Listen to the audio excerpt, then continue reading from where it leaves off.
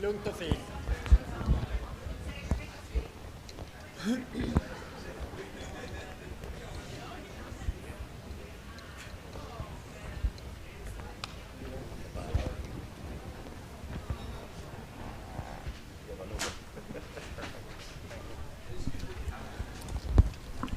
Good evening and welcome to the semi-final games of the 14th World Wheelchair Curling Championships here from Curling Club Wetzikon. My name's Lorna Rettig. I'm a member of Club Wetzikon here, also from English Curling and originally from Greenacres, if you know your Scottish curling. So tonight we have two very exciting games. We have two of the big heavyweights of the game, Canada versus Sweden. That will be our featured game. And then the other semi-final features China against Russia. So first let's say hello to Canada and Sweden teams. So lining up for Team Canada, we have fourth thrower John Thurston, third thrower and vice skip Ina Forrest, second thrower Dennis Thiessen, and skip and lead thrower Mark Edison. They are guided by their coach Wayne Keel, and their alternate is Colinda Joseph. Playing against them tonight we have the team from Sweden. Fourth and skip is Vilo Petersen Dahl. Third player is Mats Ola Engborg. Second player Ronnie Persson. And first lead player and vice skip is Christina Ulander. Their alternate is Xander Heppe, and they are coached by Alison Krevietzuk. So we see a pretty typical start to their game. An aggressive start from Canadian shot there.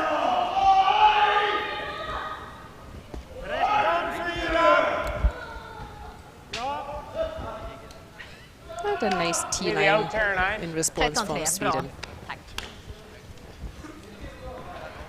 Curls a bit, a little more.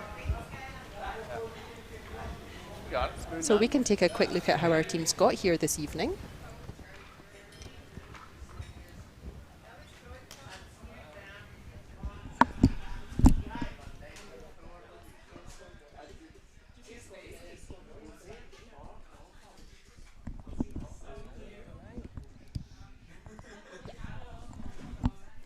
So this is how the teams were ranked after the round robin competition.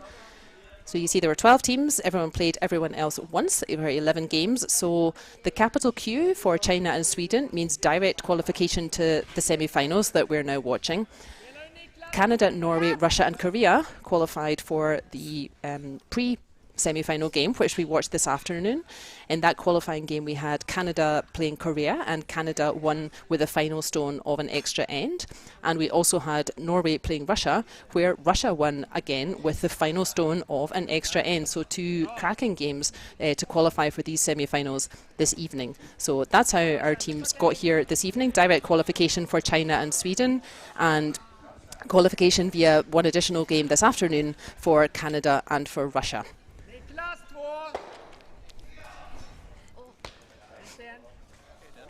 Now there are a couple of different ways of thinking about this. So both Canada and Russia, they've both had a game already today. So one could say, maybe they'd be a bit tired. There were two great games we saw this afternoon, both long games, both went to an extra end. So you could say Russia and Canada may be feeling a little bit more tired, not quite as fresh as Sweden and China, who didn't have to play. They qualified directly for this game. But on the other hand, there are other people who think, or maybe it just depends on your own personality, that Sweden and China have not played on the ice today. So maybe Canada and Russia have a small advantage because they didn't play on these sheets. They have now switched sheets. Canada played on sheet B and Russia played on sheet D this morning. But they've had a game already, so maybe they have a bit more of a feel for the ice about them. So it just depends. So China and Sweden did not play this morning. They qualified directly. Canada and Russia had a tough game each to make these semi-finals. So they've got a game under their belt already today. But they may also have just a slightly better feel for the ice. So let's go back to this first end. Looks like quite a typical start. At this level, both teams just want to suss the ice out. They want to find draw weight. They don't want to let too many stones build up from the opposition. They don't want to give away a big score. So Canada really dictated the end a little bit with putting up that first centre guard. So Canada doesn't have last shot. Sweden have last shot in this first end. So Canada decided to make the aggressive call and put up a guard to try to get stones in play. So now they have 2 Swedish stones in play. So they're going to go for the takeout on that front one and hopefully try to get a little roll in behind their centre guard. There you go. Sättningen var bra. Ja. This is curling a wee bit. Is it past the guard? Yes, it is. Lovely shot there. So he just got a bit of a roll halfway in behind that. There we are. We can see now it's halfway hidden behind that centre guard. So Sweden are immediately just going to remove that front guard. It's not helping them. Sweden have last shot, so they're happy to keep the centre free so that they have a clearer path with their last stone.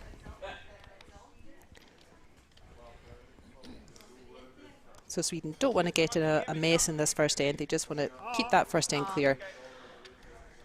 Make sure they don't have too much pressure on them for this first end.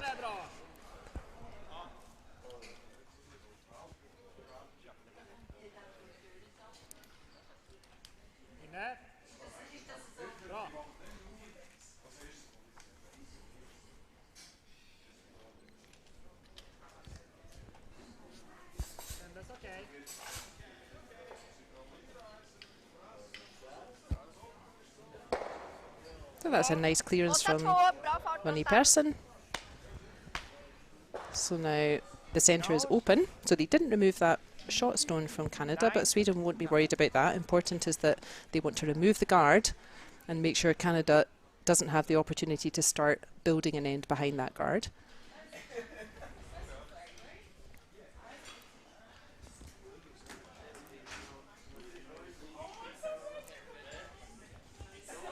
So Canada don't have last stone in this first end. So they're doing the reverse. They're quite happy to just remove Swedish counters. They don't want Swedish stones building up. So they're now going to take out that remaining red stone. Nice clean takeout there.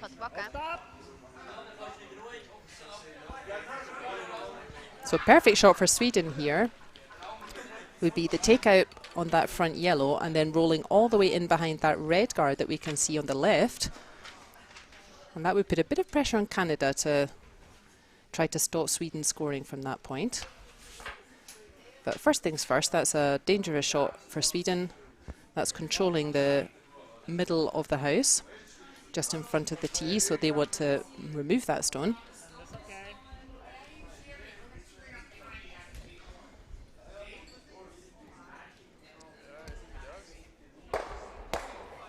And does he get the double and the roll?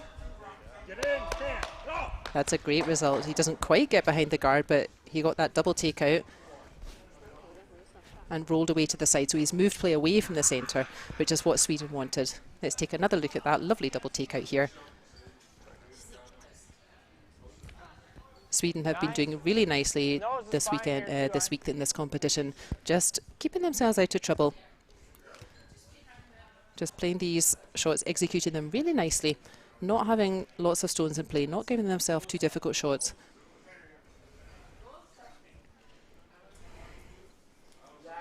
So now Canada, same idea. They want to just keep the number of Swedish counters to a minimum. They don't want Sweden to start building up stones, especially not behind guards. So she's definitely got the red. Is that yellow going to hang out? I think it will. Yep, nice shot from Canada there.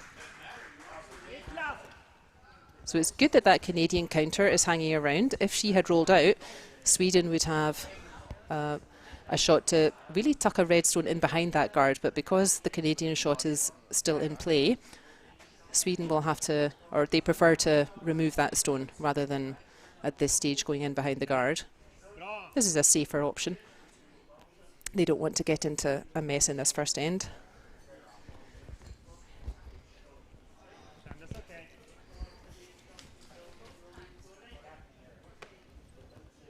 Niklas 2. That's again a nice clean takeout. So here Canada have a couple of options. They can replace that stone. That looks like what their skip Mark Edison is indicating there. The other option would be to just remove that Swedish guard and play it very safe so that Sweden has no guards to hide behind. Sweden are not going to be able to build up an end, but this is also a nice call here. Let's just put that stone back and force Sweden to play on the other side of the house so they don't have a chance to get behind their guard.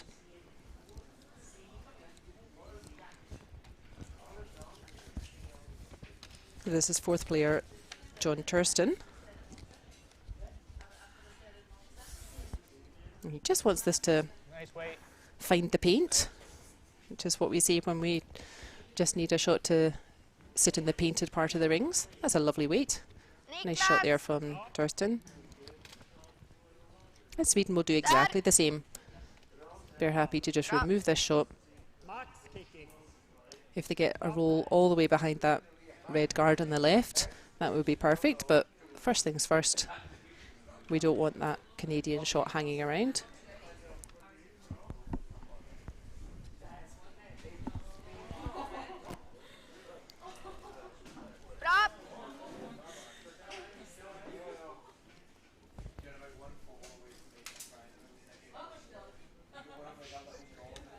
Okay. Vice skip Christina has already said okay. She likes the line on that. So same idea for Canada. They don't want Sweden having a chance to score 2 at this end. So they're quite happy to take this shot out. They'd rather hang around as well and force Sweden to play a shot, rather than just giving them an empty house to make a decision about.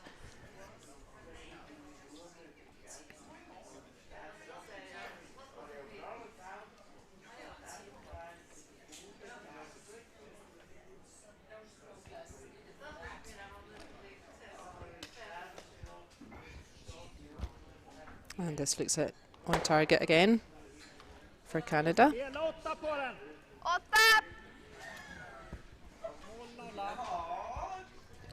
So oftentimes, again, at this point, you will see that teams might prefer to blank this end. That means no score. So what Sweden might try to do is not only remove that yellow, but also spin their own red out so that there's no stones in play, no score, and then Sweden will retain last shot, which is an advantage in the next end.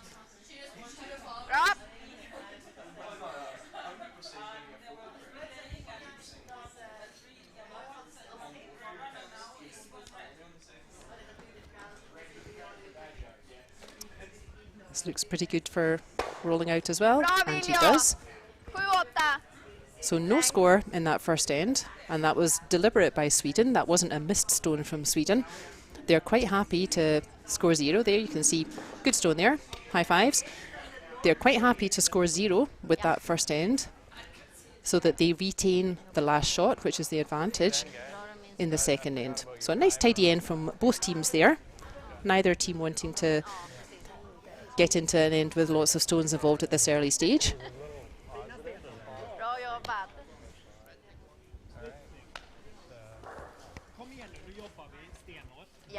So both of these teams have quite a solid pedigree in this competition. So Canada has won the World Wheelchair Championships 3 times, along with Norway and Russia. Russia playing in the other semi-final, who had to beat Norway in the qualifying game to get to the semi-final this evening. So Canada, Norway and Russia have all won this competition 3 times.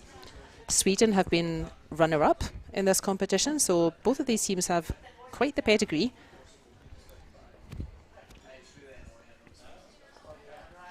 Interestingly as well, both of these teams, Canada and Sweden, both of them came from the qualifying competition this year.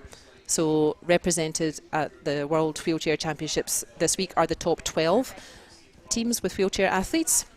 and the structure of the competition is that places 10, 11 and 12 go down to the qualifying group for next year, Okay, and the top 3 teams from qualifying will qualify for this competition next year. So both of the teams we're looking at just now, both Canada and Sweden, both of them came up through qualifying. That tournament was held in Finland earlier this season. So that really goes to show the strength of wheelchair curling, that it's pretty tough to get out of the qualifying group. There's a lot of good teams there that can really hold their own in this top group. Getting through the qualifying competition that's a very tough competition as well. So in the qualifying group currently are Finland, Germany and the USA. That's 3 teams that played in the previous Olympics. So that just goes to show how tough the competition now is in wheelchair curling. The quality is getting higher and higher every year.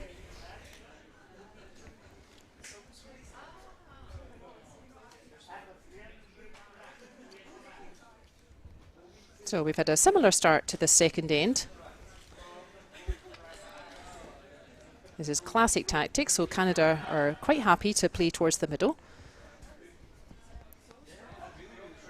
They want to try to block Sweden's chances of being able to score. So that's lovely 2 first stones from Canadian skip Mark Edison there. Really nicely played. Sweden have also gone a bit aggressively, so they've put out a corner guard. They'll be hoping to use that later in the end. And right now it's the 2 Canadian counters on the centre line that they need to be concerned with. They need to do something about that.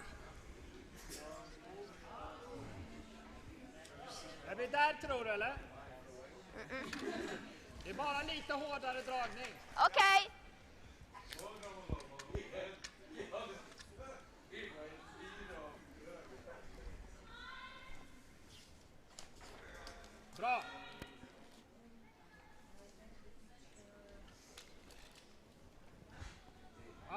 Kändes okay.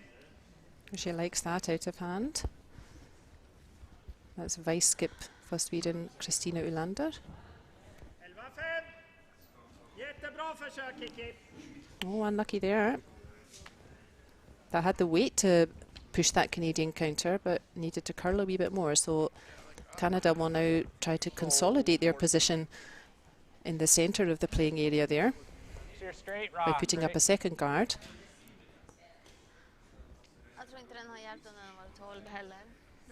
And really start to put some pressure on Sweden, make their life a bit difficult to score from here. So I like the start from Canada. It's a nice, courageous start. They're not afraid to put stones in play and really trust themselves to put up some guards and get stones in behind them. That's good to see.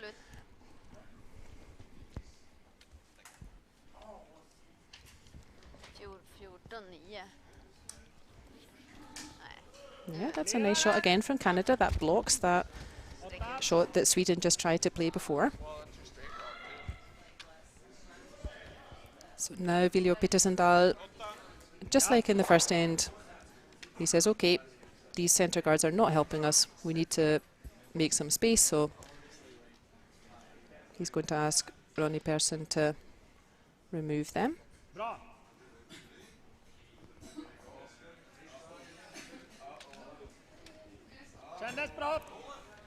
There was a nice shot of a typical wheelchair curler delivery. It's a nice clearance as usual again from Ronnie Persson. He's been doing that all week.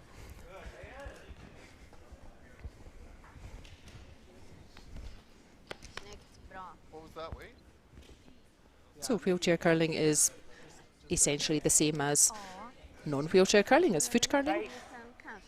There's a couple of key differences, and one obvious difference that we can see is that all of the athletes deliver using a stick. So we can see again, there's a nice shot. A Canadian second player directing with the stick. You can see just at the end of the stick where it connects with the stone, there's a flexible little piece there at the end of the stick, and that's how the wheelchair athletes put the curl on the stone, unlike the foot curlers who put the curl on the stone as they release it with the hand. So that's another nice shot there from Canada. They're quite happy to just keep putting the guards up and force Sweden to keep removing them. They've got a stone in the forefoot, so they're quite happy to just keep protecting that and force Sweden to play the harder shots and try to make space.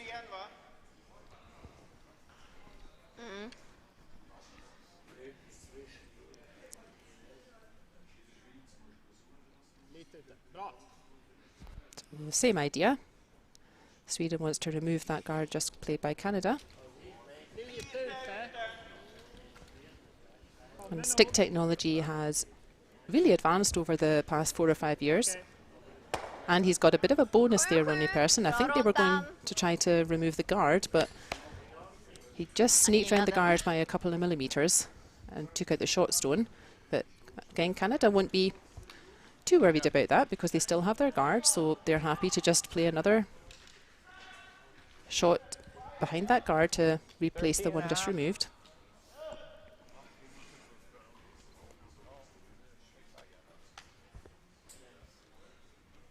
So those of you who are keen curling fans and remember the endless discussions about sweeping techniques and sweeping materials and brush heads and whatnot, there are similar discussions going on in the stick throwing community as well, regarding the length of the stick and the design of that little flexible piece at the end, which puts the curl on the stone.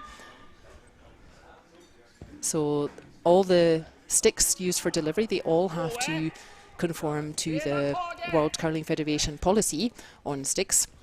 Back in the early days of wheelchair curling and indeed stick curling, there wasn't much regulation regarding length of stick or flexibility of your stick, but now there's some more rules surrounding that, just like there are for sweeping materials and sweeping techniques.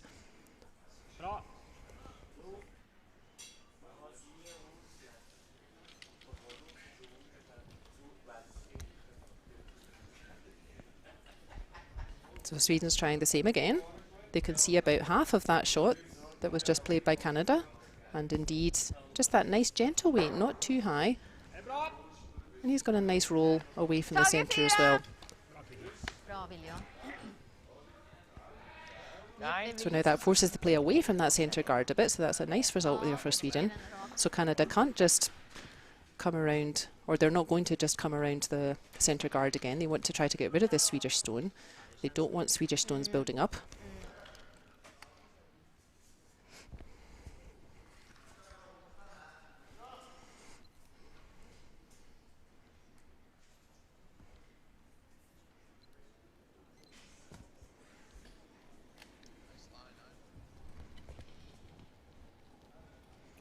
And it's not only wheelchair athletes who use a stick. There's a nice tidy shot there from Canada, nice and clean takeout. It's not only wheelchair athletes who throw using a stick. There are foot curlers who also can use a stick if you have perhaps a mobility impairment or a problem with joints or so, and the classic curling delivery that everybody's familiar with, where you stretch out along the ice. If that's if one is not comfortable with that, then non-wheelchair athletes can also play with a stick. In fact, Wetzikon club here, they have every year a stick tournament, and all players must play with a stick. Again, nice tit for tat hitting here. Nobody quite finding a roll behind cover. 9. Okay. So in the stick tournament at this club in Wetzikon, the competition is open to anyone, but I personally have never tried to play with a stick, although I would be entitled to play in the competition, but I probably just wouldn't play very well. So the wheelchair curling club here at Wetzikon, they tend to do rather well in that competition.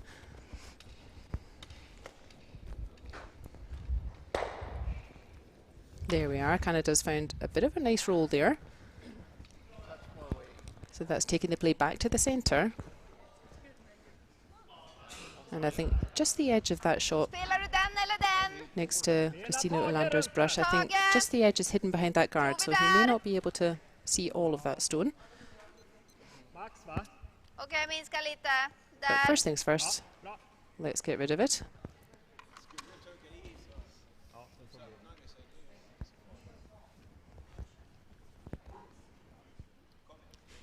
Bra! That's a nice overhead there as well, that we can see just the slightly different dynamic of a wheelchair curling team. So you have your thrower, as you do in foot curling, and then oftentimes, especially for a heavier weight like this, Niklas, that's another really nice shot there from Sweden, and he does have the roll behind that corner guard, although Canada still has space to get in behind the centre. But he's, again, going for the safe option. He doesn't want to let Swedish stones build up, so he's quite happy to just get rid of this one.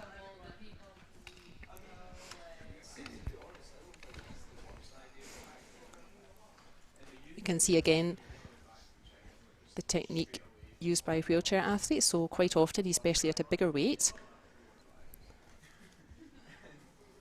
So John Thurston's throwing quite a big weight there to make sure he removes the Swedish shot, and you will often have one of your colleagues supporting you by holding your wheels behind, so you put your brake on, of course, and then there's a nice shot.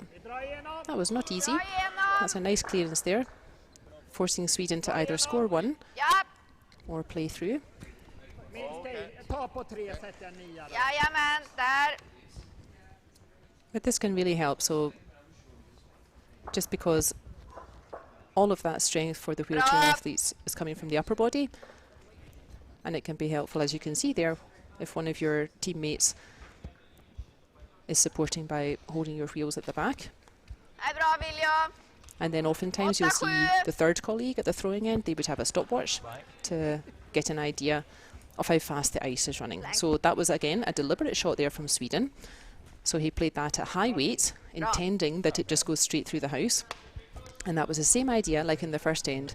Sweden deliberately want to avoid scoring there because they want to keep hold of the last shot, the hammer. That's what the little hammer symbol means on the scoreboard there. That means Sweden started with the hammer. And they want to retain that to try to build up a bigger score. A little more positive, I think, and it just held the line. That's pretty good on the rim.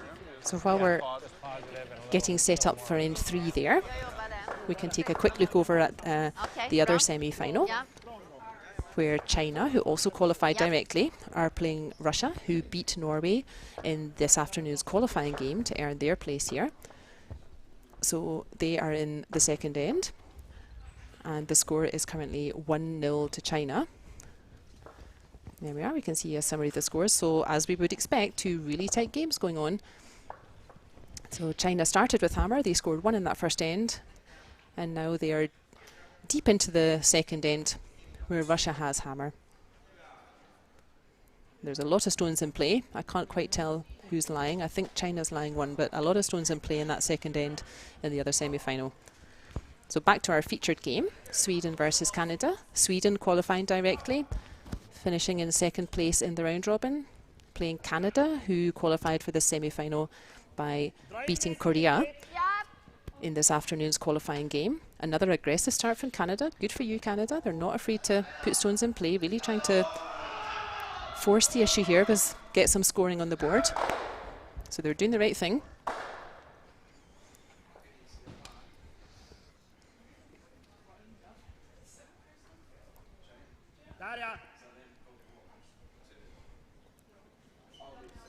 So while we're watching these initial stones in this third end of the game featuring Sweden and Canada,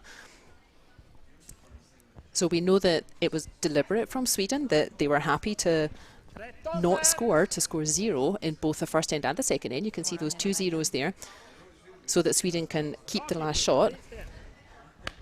And you will always hear curlers and curling commentators talking about generating multiple points. So Sweden could, both in the first end and in the second end, it was quite a easy shot, considering these are this is the World Championship. These are strong players, good athletes. both of those times, if Sweden wanted, they could have scored 1 point with their last shot. So they, in the first end, they could have hit out the Canadian stone but stayed in the rings for 1 point. And in the second end we just watched, it was quite an easy shot for Peter Sandal to simply find the paint, to simply put a stone in the rings, but he chose not to. There's a lovely start from Canada, lovely hit and roll. Mark Edison's really got his weight and his line really under control this evening. So why would Sweden not want to score 1 point when it was quite easy for them to do so when they had last shot? There we are, another view at that lovely roll. Great shot there from Canada. Why would Sweden not want to score 1 point when it's quite simple for them to do so? So you will often hear this in curling, that teams will sacrifice scoring 1 point because they rather keep last shot for the next end and try to score more than 1 point. So the reason they will do this is because scoring 1 point is, so to say, the default situation. If you have last shot, you have one last stone after your opponent has played all of their stones.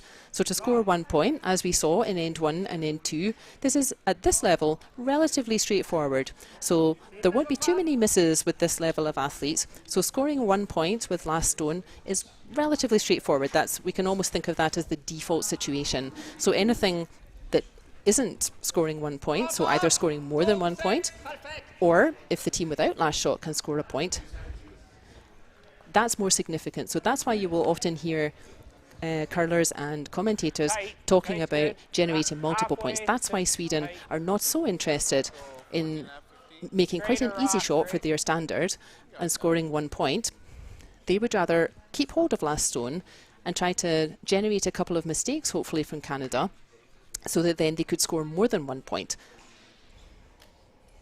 So that's why you will often hear curlers talking about going for a 2 point end rather than a 1 point end. And that's why that's significant.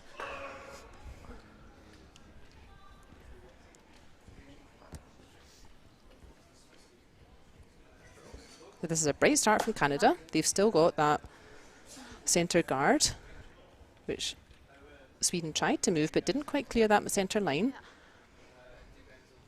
Now they've got, that's just reached into the rings there, so Sweden can go ahead and remove that shot now. And actually, that's 5 stones already played, so the 5 shot free guard zone is now over. So even if that was a guard, Sweden would now be allowed to remove it. So we've seen this the first couple of ends as well, that Canada have really got their weight really under control this evening. They're putting up some really nice guards on that centre line and forcing Sweden and particularly Ronnie Persson to do quite a lot of clearing. This looks like another very nice shot. Great shot there again from Ronnie Persson. He's got all the stones moving and he's got rid of all of them. Wonderful shot.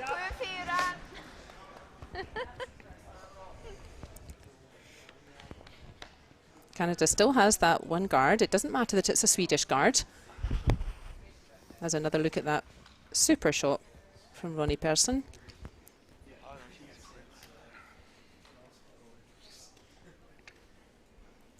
I think that lovely shot from Sweden there, that's a good opportunity to reiterate another of the differences, the key differences between wheelchair athletes and foot curlers. And that's that in foot curling, then all of your power for such a big takeout shot like that is generated from your legs, from your big old thigh muscles. Now, our wheelchair colleagues here, all of their power has to come from upper body strength only. So I think it's really worth noting how tough that is actually, to be playing takeout after takeout only using upper body strength. So I think that's a key difference between wheelchair curling and foot curling. But that aspect of the game has really come on in the past 4 or 5 years. The wheelchair athletes are very strong with the takeout game now.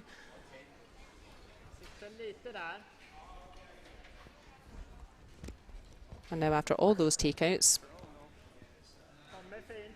Sweden is asking for a more gentle shot to come in around the guards. So this is a bit of a switch up now of tactics for Sweden. They've decided to use those guards, not remove them, and try to get to the centre before Canada does. So that's a good try. Let's run on a little bit. So there's space there for Canada to follow that line and get another shot in. 13.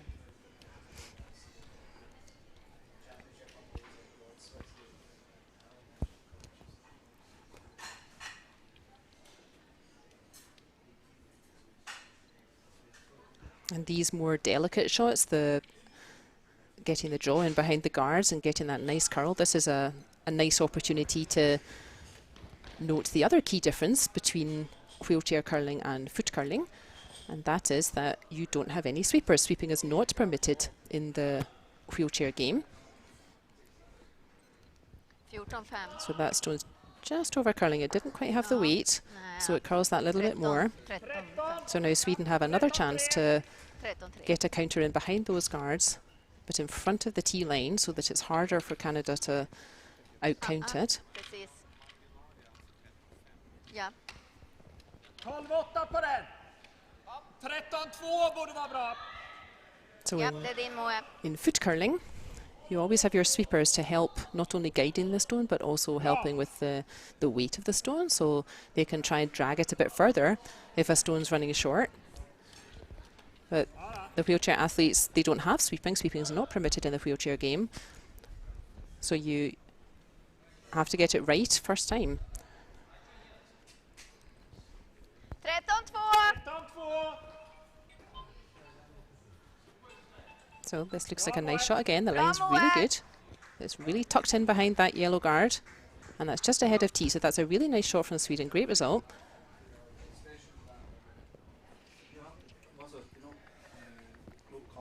So let's really appreciate how difficult that is to get that weight so precise again and again without any help from your sweepers, either with the direction of the stone or with the weight of the stone.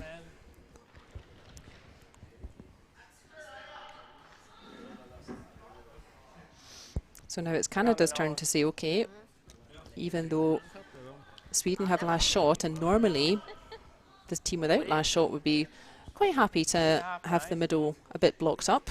It's not helping Canada anymore because Sweden have two behind those guards.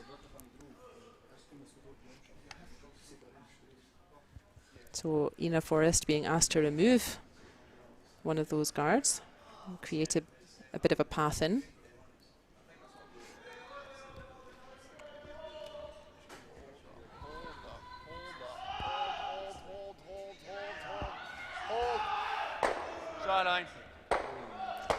So she's got a bit of a bonus there.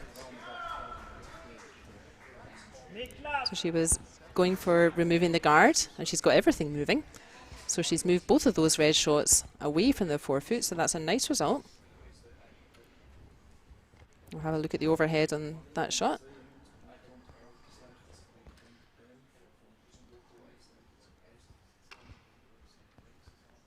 So that's really cleared out those reds from the forefoot, so she'll be happy with that. And Sweden would still like to use those guards in the middle, so they'll be trying to remove this Canadian counter, which is now lying short.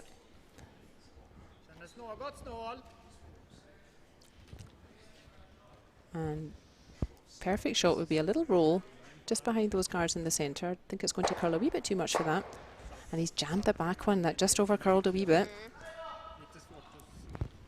So from this angle, it looks like Canada are still lying. Yep. I'm afraid if we hit that, it might jam Skip there, Mark so I Edison think we confirms just there we go. are, and we can see it in the overhead that that yellow stone next to his right side, that's the closest to the middle at the moment, so they're lying one. So what they may do is just ignore that Swedish stone in the front and try and put another one in behind those centre guards. And that's exactly what they're doing. 13.5. 13, I think. 13.25. We can see the Swedish skip and vice skip behind the house there watching the Canadian stone.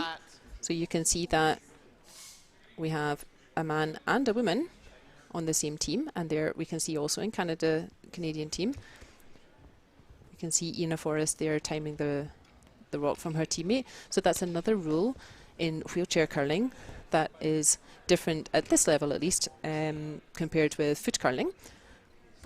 And that is that both genders must be represented in the wheelchair team. So you must have at least one man and at least one woman. So that's a nice line from Canada, but Absolut. Ja, spelar it was a wee 8 bit eller too 9. long, so there's space for 9, bra. Viljo Peterson Dahl to follow that in. Yeah,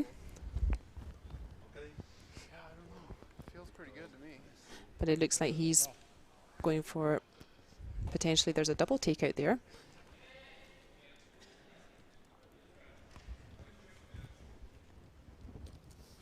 Eller ska vi ta 8? Det är ju lite tajt.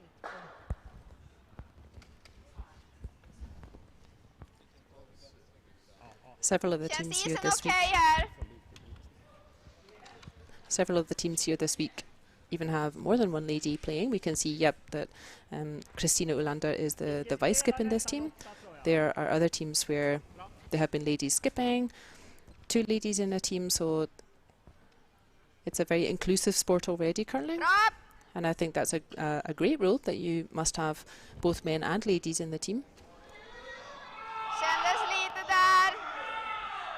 I think she feels it was a little bit wide. 7, 8. So he's got 1. He didn't make that double. But we can see that he is now short, so This that's is not a one. bad result. So now what Canada wants to do is just If you roll get up to that the red just roll thrown, too, it's all right. and then push that through. And again, a little roll to the middle would be just perfect. Okay.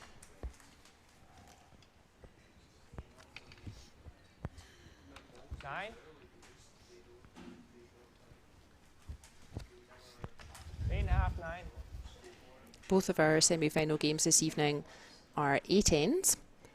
So that's another slight difference between wheelchair curling and the men's and ladies games. So this looks pretty accurate for Canada again. Okay. He does have the double, but he does roll in behind cover. Skottet! And now Canada's lying short. Ja! Bra fyrfot. I had visions of it. Over curl. So that's a great result for Canada. It's pretty difficult to remove that yellow, and I don't think Sweden are trying to do that. I think they're just trying to outdraw that yellow. So they need a stone touching the 4-foot circle. So the 4-foot circle is the diameter of that blue circle at both ends. Bra! This was well played end by Canada. They really forced Sweden to score a single point here.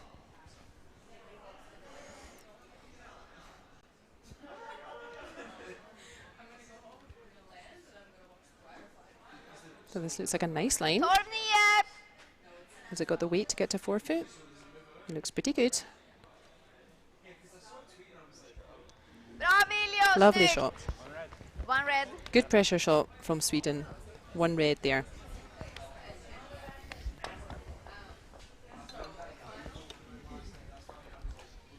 So after a conservative start from both teams, Canada were doing the right thing. They were putting stones in play, guards in play, and Sweden finally took the bait and started putting stones in play rather than removing guards, and that's paid off for Canada. So Canada forced Sweden to score 1 point, and as we discussed, that's less significant than at this stage in the game than scoring 2 points. So Canada will be pretty happy with their performance there in the third end. So now they have last stone for the first time in the game, and they will be looking to build an end and try to get a multiple score, so a score of more than 1.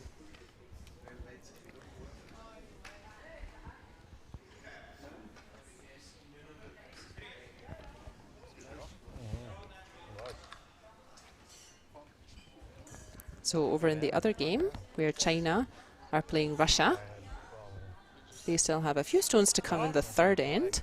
12, 9, 7, 13. And that's also a very tight affair, which we would expect. And that's the score is currently 1 each between China and Russia.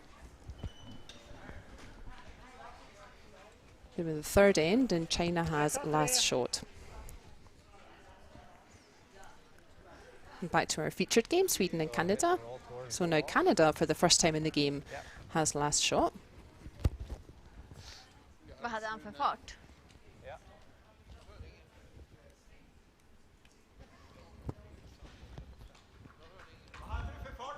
How do we decide which team begins the game with the hammer, with the last shot? So we do that. Both teams have a practice, a 9-minute practice before the game begins. And at the end of that 9-minute practice, both teams play 1 stone clockwise and 1 stone anti-clockwise, as close to the center of the rings as they can. And the team who cumulatively, so with both stones, is closer to the middle, they get to have last shot, they get the advantage in that first end.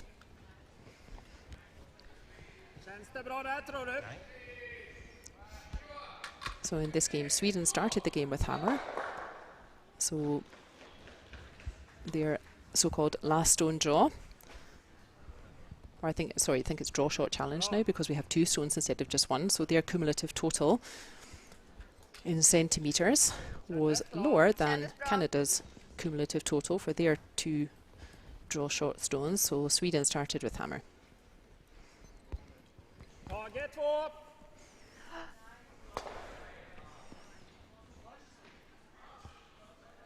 And this is classic tactics here from Sweden. What do you think?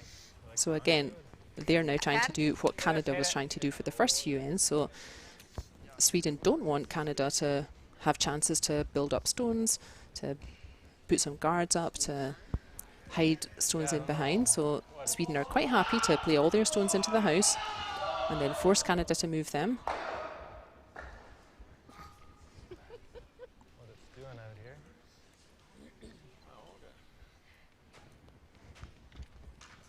Should get some movement, don't we?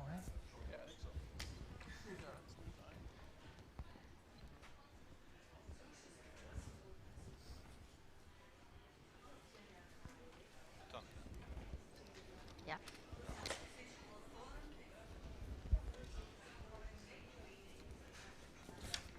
Just a bit. 8,97. Bra där. Oh, that catches just an edge, but it's not enough to move that Swedish stone. So now Sweden can put a bit of pressure back on Canada. You see, just catches the edge, but not quite enough to remove that red. So if Sweden can put a second stone in the house now, Hard to hit it that bit.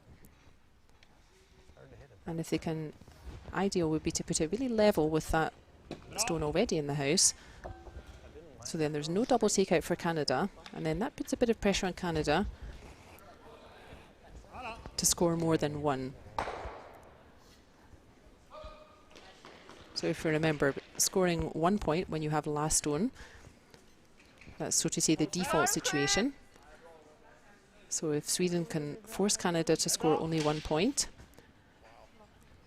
and then they would get last shot back again, they would be pretty happy with that.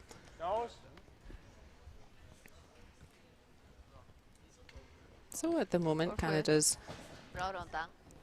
a little bit playing into that tactic, so Canada needs Sweden to make a mistake to try to build up at the end. Och ner i den röda. Ja, oj.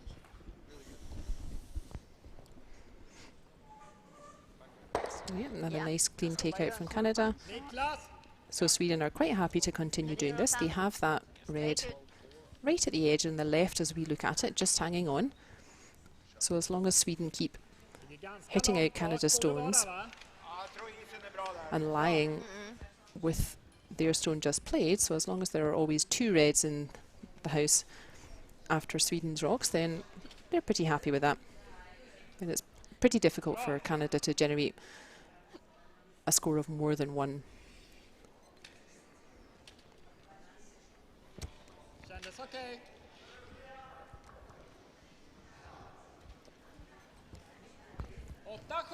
So this has definitely caught the yellow, but is it rolling out? It is. It didn't curl quite enough.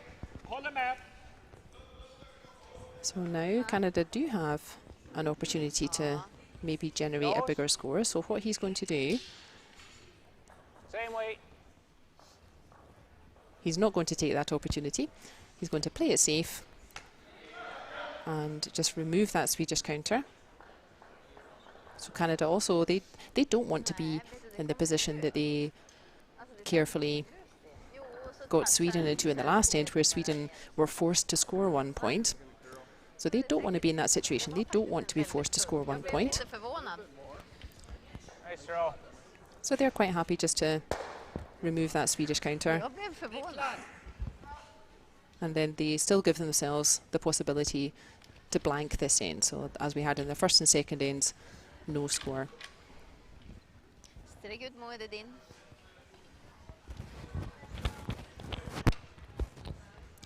Sweden very happy to keep just removing Canadian stones. They don't want Canadian stones building up.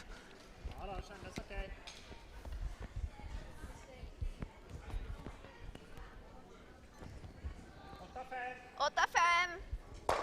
Another nice takeout.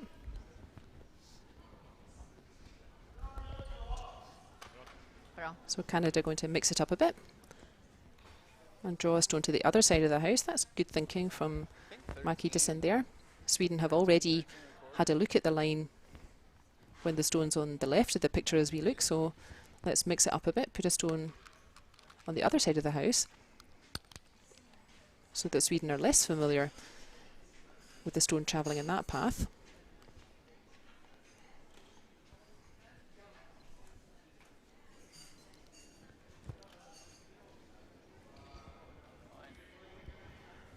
So Ina Forrest is just looking to land her stone around the tee line.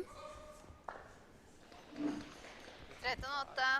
It's nice to have this nice open shot. You don't have to sneak around a guard, Good spot. although that has dropped a wee bit short, so now they do have a guard. So Sweden again have a choice. They can take off that guard because they don't want to allow Canada to build up any Eller shots. klippa den. Ja. That's exactly what they're going to do.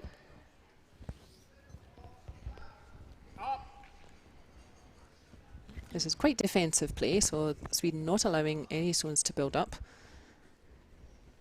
But we're approaching half-time. So they're maybe saying to themselves, let's just keep it clean. Let's go off and have a team chat at half-time. Let's not get into a complicated situation right before half-time. So this is quite a defensive call, but it makes sense.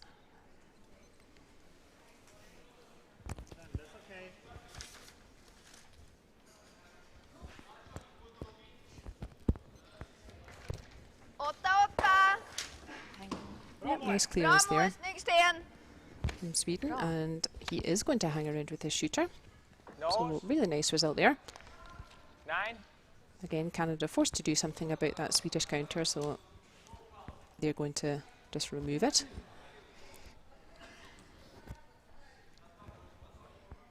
You'll often see in the wheelchair game, so you can see that the Canadian skip, his brush is on the inside, we would say, of the stone. And this is often Reset if you need to. the easier handle, the easier direction for the wheelchair athletes to throw the stone. So going from the middle of the sheet towards the outside, there we can see Ina Forrest delivering the stone, and it's curling away from the middle of the sheet towards the outside. We'll see it coming in the picture just now. That's a nice shot again.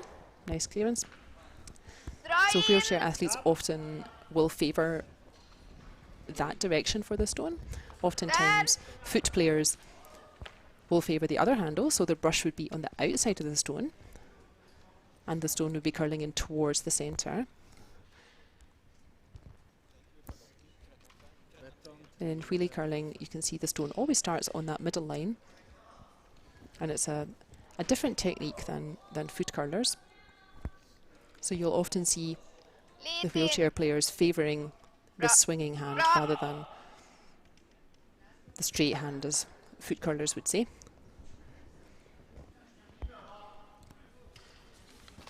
So pretty simple stuff for Viljo Pettersson-Dahl. He now has a bit of a free practice shot to find T-line. 13-6. Bra Viljo, So Christina snyggt. Lander just called out the timing of that stone. That's a great weight, look at that.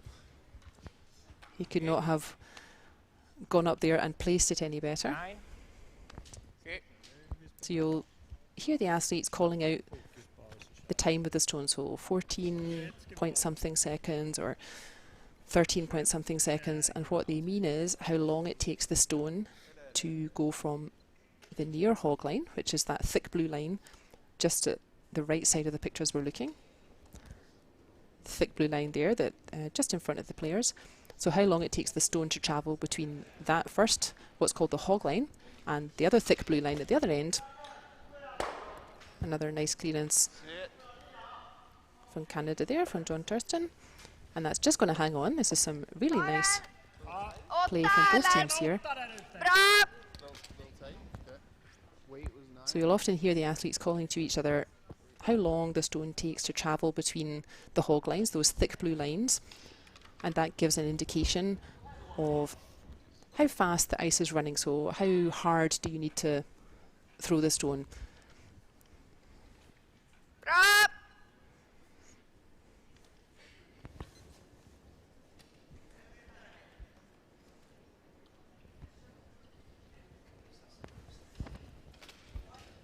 So that stone's about as wide as it can be and still be in the house, but that's perfectly made from Pettersson-Dahl again. And now we have that situation that we often see at this level. Rock So first. If you get the roll out, so be it. we hear John Thurston talking about rolling Hey, out so that Canada retain the last stone going into the fifth end. So Canada are quite happy to remove this Swedish stone and also roll out themselves so that there's no score again. They would rather keep last stone and try to get more stones in play and try to make 2 points, which is that significant number.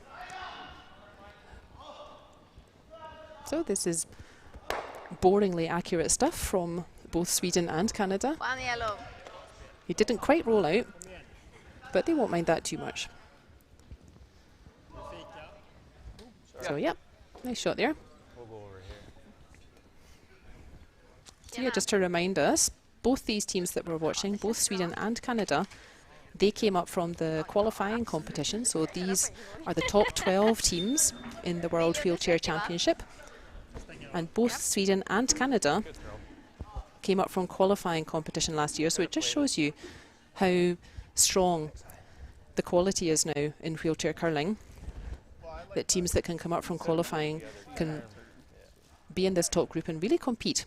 So Canada won the qualifying event and Sweden won the silver medal, or the second place in that qualifying event, which was held earlier on in Finland. What's that? Yeah, I didn't like the other turn. Now we have the fourth end break, so we're halfway through. Wheelchair curling games are 8 ends long, Good sheet. Nice sheet. the same like mixed curling and mixed doubles curling. Men's and ladies' international games are still 10 ends long. There's a big discussion about whether that should switch to 8 ends. So that discussion is not resolved yet.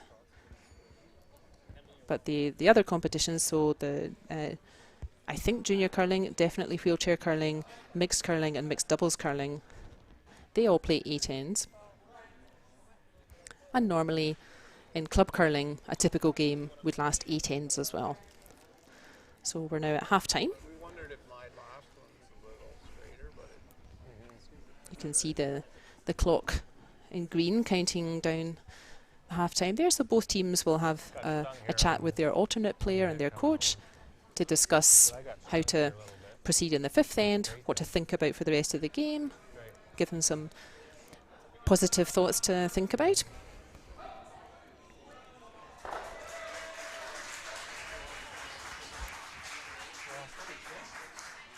So there's some noise in the background, and that's in response to what's happening in the other semi-final, where China, who qualified directly, they qualified without a loss from the round robin. They are playing Russia, who qualified by beating Norway in this afternoon's qualifying game. So they're deep into their fourth end. There's a lot of stones in play, so quite some angles and ports to be played through. His draw was 13-6 to red. And then they'll be coming off for their halftime break as well.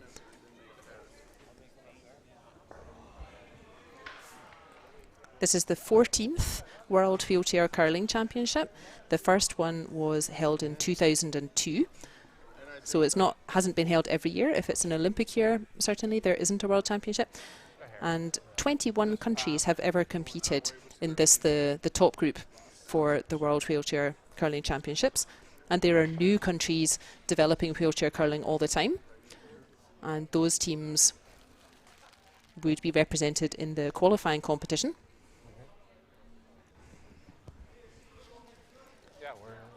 The results from this competition, the World Wheelchair Curling, they will count towards booking a place at the Paralympics in 2022 in Beijing. Hopefully we won't have any travel bans because of health issues or viruses by 2022 at least. So the top teams in this competition, I believe it's 10 that qualify for the Paralympics. So the top 10 teams in this competition, they will get points which they will keep and they can build on next year.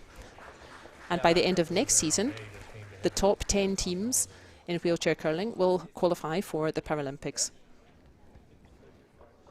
And again, just to emphasize the strength and depth of wheelchair curling, there are 3 teams who did qualify for the 2018 Paralympics, the last edition, and that's Finland, Germany and the USA. And they are not represented at this year's World Wheelchair Curling. They are in the qualifying group, so that just really shows the high quality of wheelchair curling. It's very tough to qualify for this top group in the world. So 3 teams that qualified for the Olympics, so strong teams, 3 teams that qualified for the Olympics did not in fact qualify for this top group of the World Championships. So great strength and depth of wheelchair curling and improving all the time.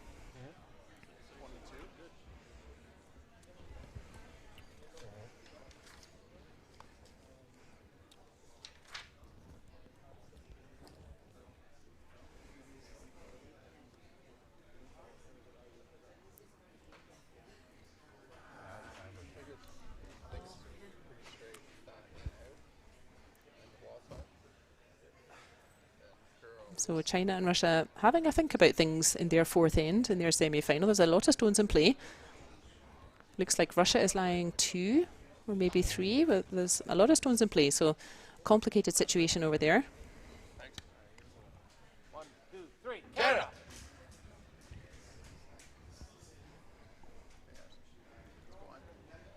Second half. While our teams are having their fourth end break, we can discuss that curling is as we can see, it's a very inclusive sport. So new people can start curling, and just with 1 or 2 hours instruction, new people can get the basics of curling. They can understand the basics and enjoy a game as a come and try for just after an hour or two's instruction. Also at club level, it's totally normal that you can play with older people, younger people, men and women playing the same team, oftentimes families playing the same team, children play with their parents or even grandparents, and it's totally normal and easy as well that you can play with your wheelchair colleagues at normal club level. You don't need a whole team of wheelchair athletes. You can totally mix it up. You can have 1 or 2 wheelie colleagues in your team, so there's no barrier to playing curling.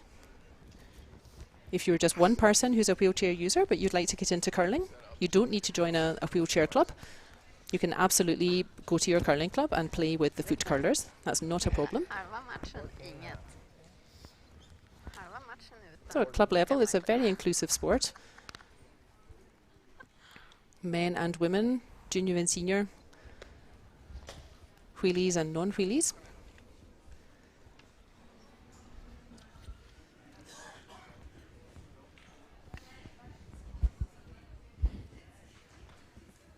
kan du ge mig.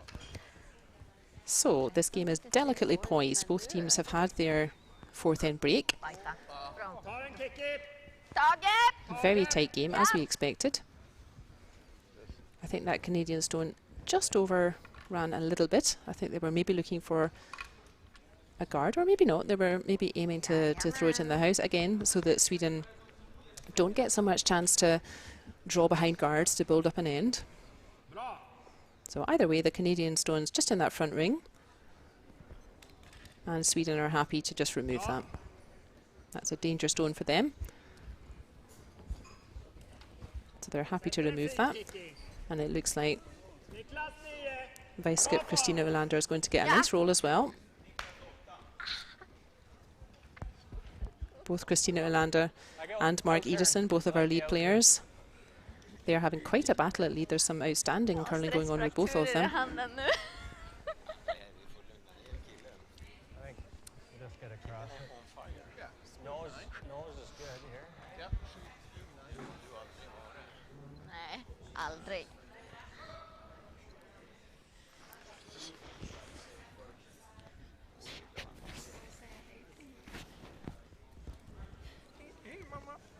So Canada don't have last stone. Sweden have last stone now, since Canada scored in the fourth end. So Canada are quite happy to just keep Sweden's stones out of play. So Sweden having a look at that stone. Kiki! Det gör vi. The free guard zone is still in play here. So if that yellow is not in the rings, then Sweden cannot remove it from play, although they Ja, det can tror jag. move it around. So it looks like that stone is indeed 13. just outside of the rings. So Sweden can't directly remove it yet. So they're going to go for the aggressive call Bra! and try to play a stone in behind that yellow.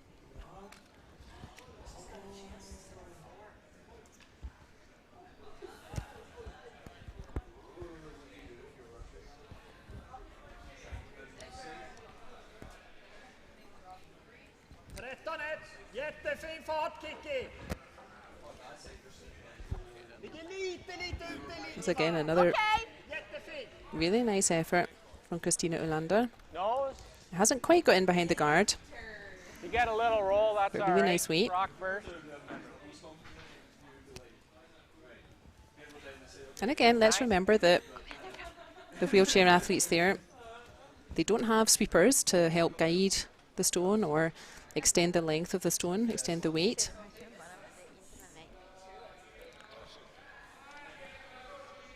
So it's just a bit of an added challenge to get your weight and line perfect every time without help from sweepers.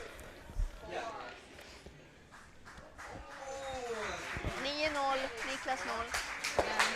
Good roll down. Niklas! Again, nice tidy play from Canada, Utan. not letting Sweden build up any stones.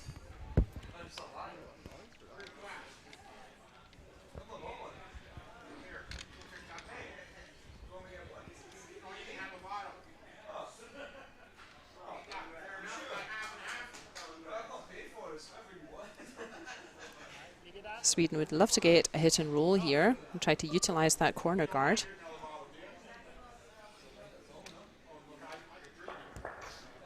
But first things first, let's make sure that Canadian stone's not causing any trouble.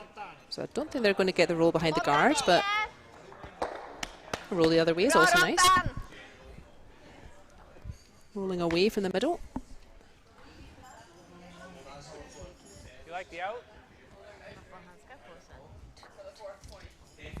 8.5, 9. Jag inte kan nu. Jag var. So in the other semi-final, where China are playing Russia, they have concluded their fourth end, but they have a measure. So that means that there are two stones that the players can't decide between themselves which stone is closer. So they've called the umpire, who will come with the measuring stick to check which stone is closer. Niklas 4. Ja, frontan. And there's a mistake now from Canada. I think that's about the first stone they've really not got anything from, but Sweden will say thank you very much.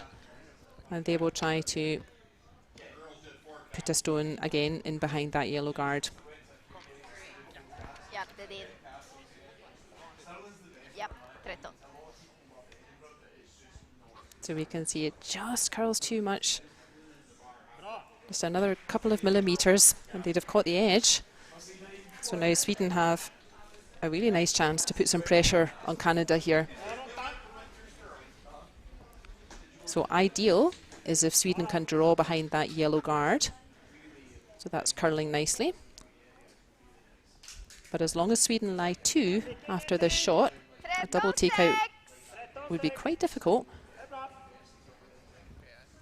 Yeah, that's difficult for Canada to make a double takeout on those 2 reds. So Sweden are quite happy if they can just continue to put up a second red into the rings. 8.5, 9. So at halftime in the other semi-final, where China are playing Russia, that was a very complex end, lots of stones in play, a lot of decisions being taken about which tactics to play and so on. So that ended up being a big score of 3 for Russia in the other semi-final. So they've now come off for their halftime break. The score is 4-2 to Russia. Russia 4, China 2, and China will have the last stone when they come back on after the break. 8-6. Okay. So remember, China qualified directly for this semi-final. They went through the round robin without a loss. They had some tough games, but they went through the round robin without a loss. 11 wins, 0 losses. So this may be an unusual situation now for China. They were a couple of points down in the game. Let's see how they respond when they're a couple of points behind rather than ahead.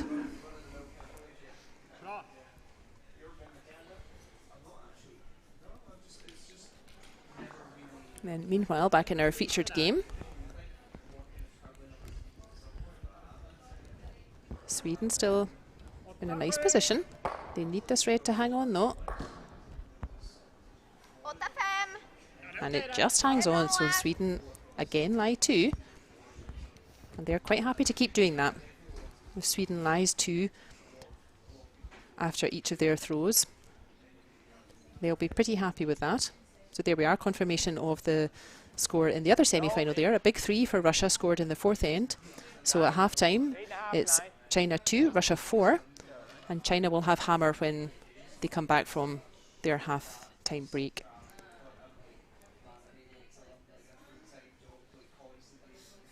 So now Canada are going to look for a mistake from Sweden.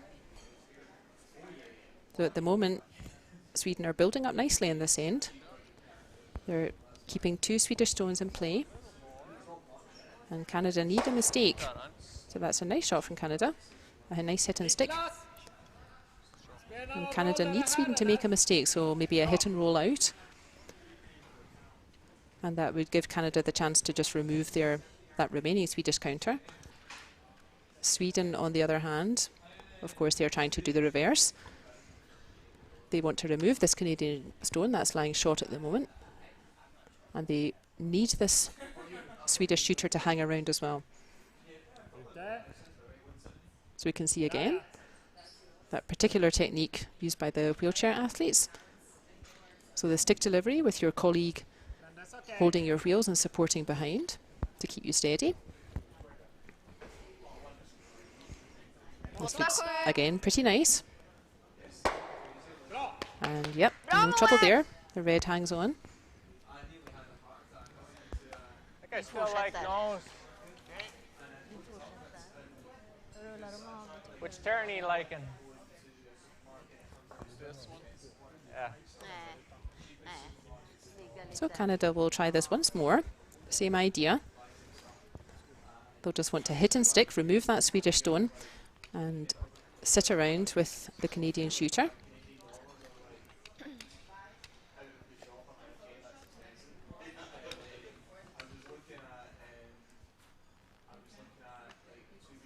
Can see again for that bigger weight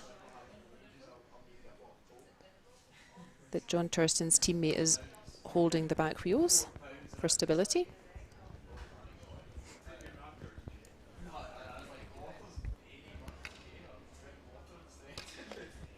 That's again a lovely precise shot. Yep, that yellow hangs on for shot. So Sweden will do exactly the same again. They need to hit and stick. Canada will be hoping they can get a mistake from Sweden and that they maybe hit and roll out instead.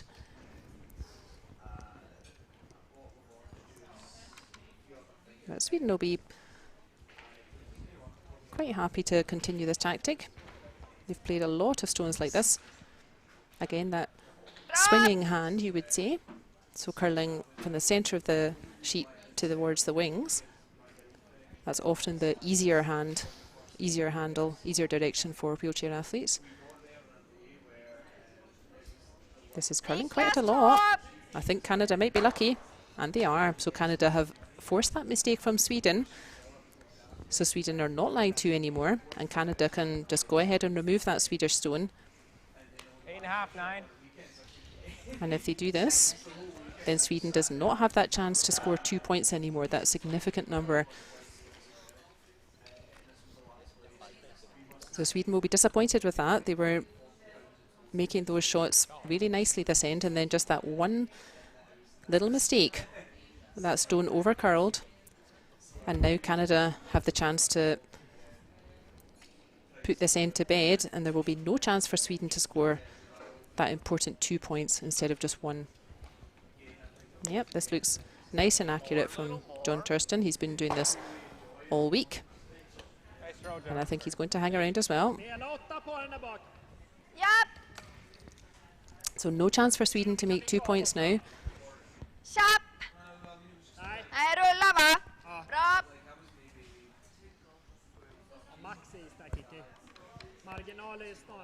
Japp, där. Here we are in the same situation again, where Sweden may decide they want to hit and roll out so that they can keep last stone. Try to set up the end like they did here in Bra! this 5th end, and not make a little mistake and try to get 2 points. Let's see. I think he is going to roll out. Yep. So again, that was deliberate from Sweden. They didn't really want to score 1 point there. You can see that they were very close to scoring that significant 2 points. Blank. Just that one half shot from Sweden rolling out meant they lost the chance at scoring 2 points. So Sweden will probably feel like if they play a similar end, they won't make a mistake again. And then they'll hope that they can have a chance to score 2 points in this end. Ja. It's also towards the later stages of the game. So this is an 8-end game. It also can make sense to score in the even ends. So we're now going to end 6. And for example, if Sweden scored even just 1 point here, and then they could keep Canada to 1 point in the 7th end, the score would be 2 each going into the 8th and final end, and Sweden would be confident they would want to score a 1 in that 8th end. So you will often see teams as well hanging on to last stone so that they have last stone in the even numbered ends. So there we are, confirmation of the score. It's a very tight game out there. We're in the 6th end and it's 1 each, Sweden having last stone. And we've just started the 5th end in the other semi-final where China are playing Russia. A big 3 for Russia in that 4th end. So China will be looking to make up those points in the second half of this game. China with hammer in the 5th. Bra många.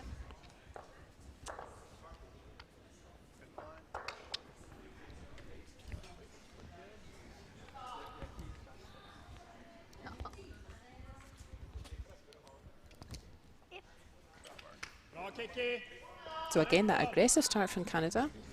I really admire Canada. They're really sticking to this aggressive start, throwing up that centre guard to try to get stones into play. They're doing exactly the right thing, trying to tempt Sweden into keeping stones in play. So I think Samma som sist. we wait though. I think.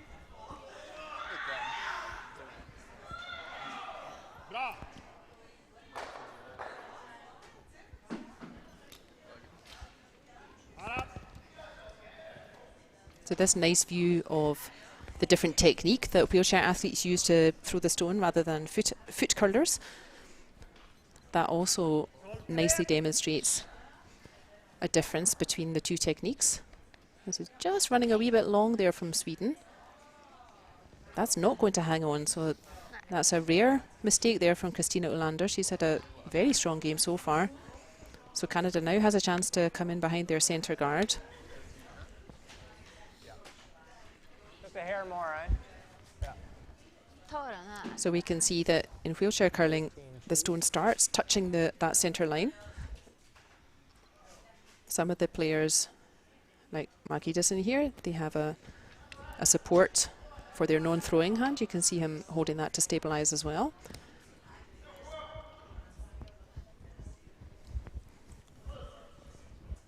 And that's quite a difference that we can see between wheelchair curlers and foot curlers as well. This is looking very nice again from Mark Edison. Ja!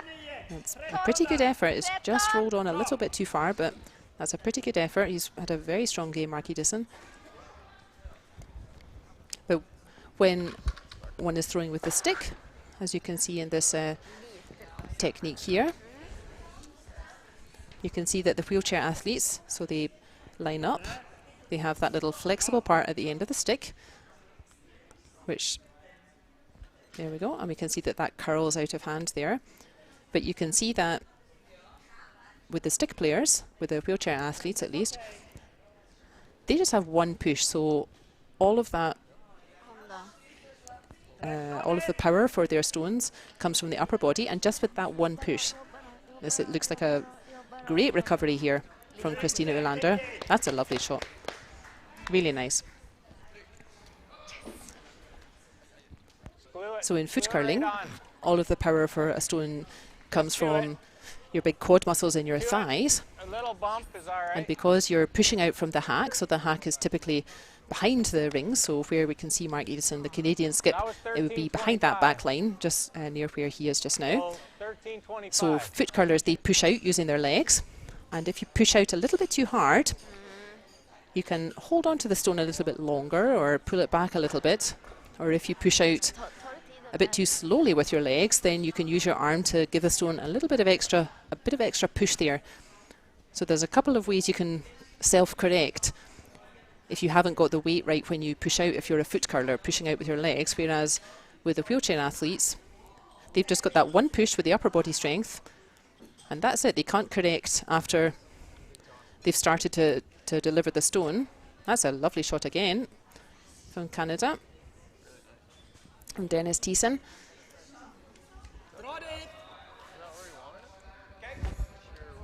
So I think it's nice to appreciate how difficult it is. So those nice three stones there, one after the other, I think it's good to appreciate that that's tough to do. So there's no correction after you've started to deliver the stone. If you're a wheelchair athlete, all the strength is coming from upper body, and you don't have any sweepers. So I think it's those three shots right in the forefoot there. I think it's nice to appreciate how accurate these players are.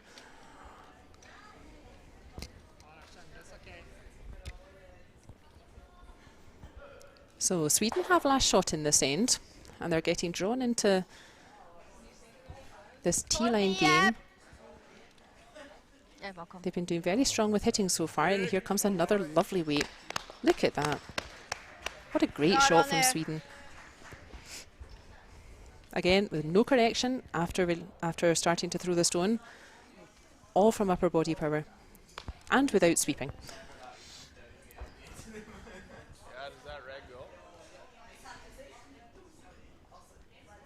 Half rock. 8.5. So it looks like there will not be a blank end in the sixth end. So there's quite a few stones in play. It could still happen. I've seen blank ends come from this sort of situation before. But there's quite a few stones in play just now.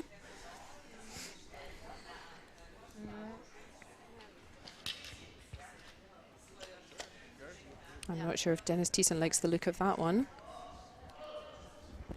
No, indeed, he knew as soon as he'd released that shot that that was going to curl into the guard there. So that actually suits Sweden. That may be a bit counterintuitive to say that removing that guard, actually Sweden are quite happy with that because both of Sweden's stones were behind that guard. So why is that actually good for Sweden?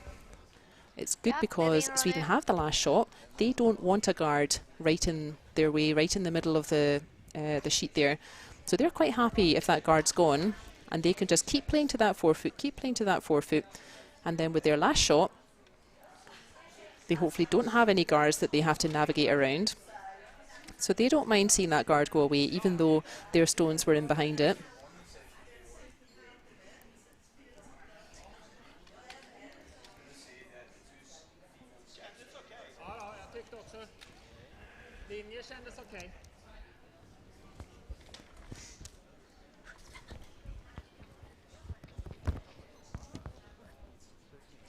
This looks like another nice shot from Ronnie Persson.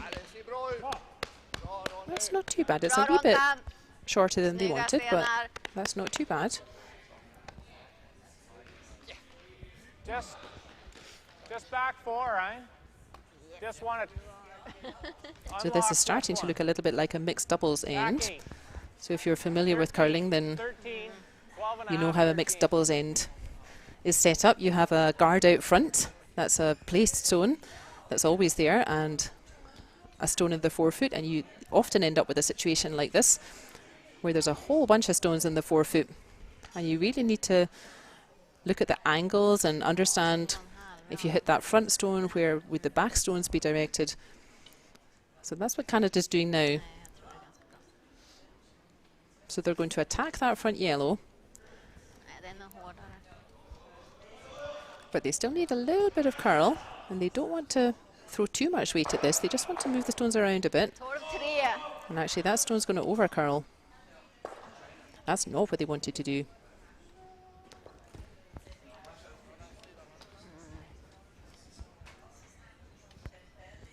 So Sweden still just lying the 2, but they won't mind that just now.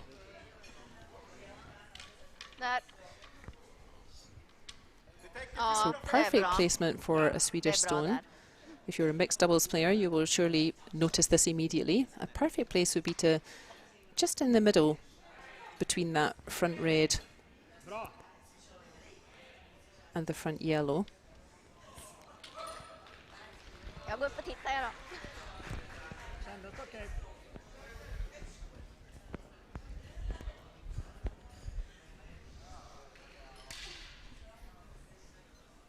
So he just wants to take away a bit of the angle on that yellow so that it's hard for Canada to use that yellow, which he's done. So Canada can't see that yellow anymore.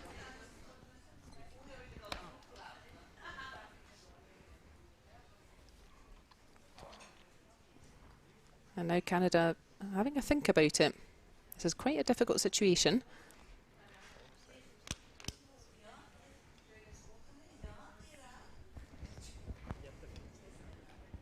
I like the run. So Mark Edison suggesting the run. So what he means is use that front yellow just at his feet just now. Drive that yellow back into the pile. Try to remove a couple of the reds. And then that would anyway create more of a path. And at the moment that yellow, because of that nicely played Swedish stone in the front ring, this yellow guard is now blocking Canada a bit. So this is a good call.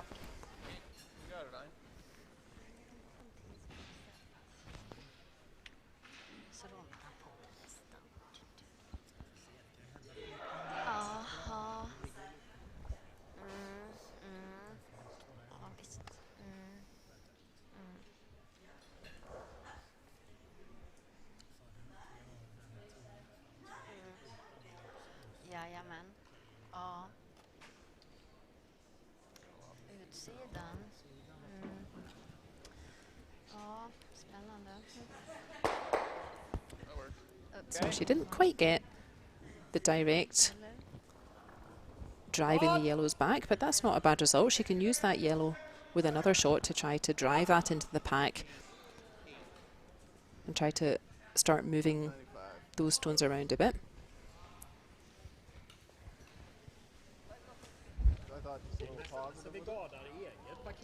That's also opened that other yellow, which is in the forefoot. So that's a nice result from Ina Forrest's shot there. Canada will definitely have options with their next stone.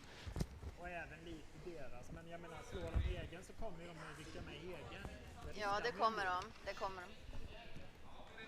You want to hit with it? Is that what you mean? So Sweden are going to try to reduce their options. They're still lying 2. So Sweden are going to try to take the angles off so that Canada can't use those yellow stones to drive back into the pack.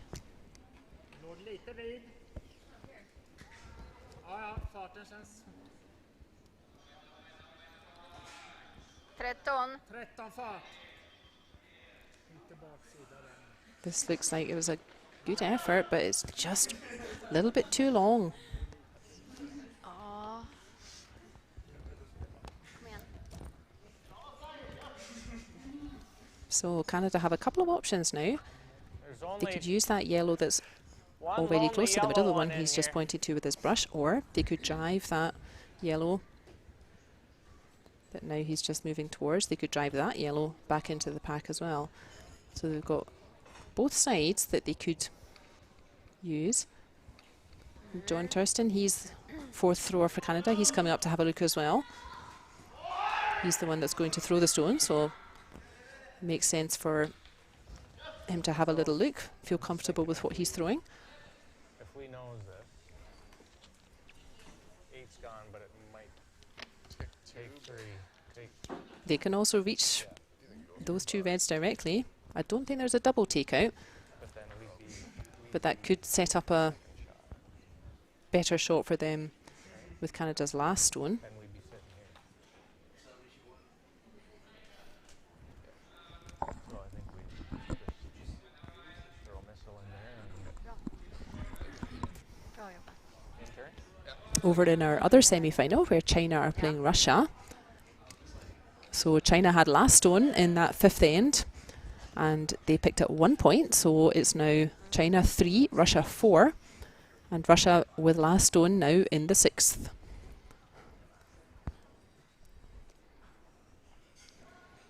So it looks like Canada, back in our featured game where Canada are playing Sweden, it looks like Canada are indeed going for the direct hit on that front red.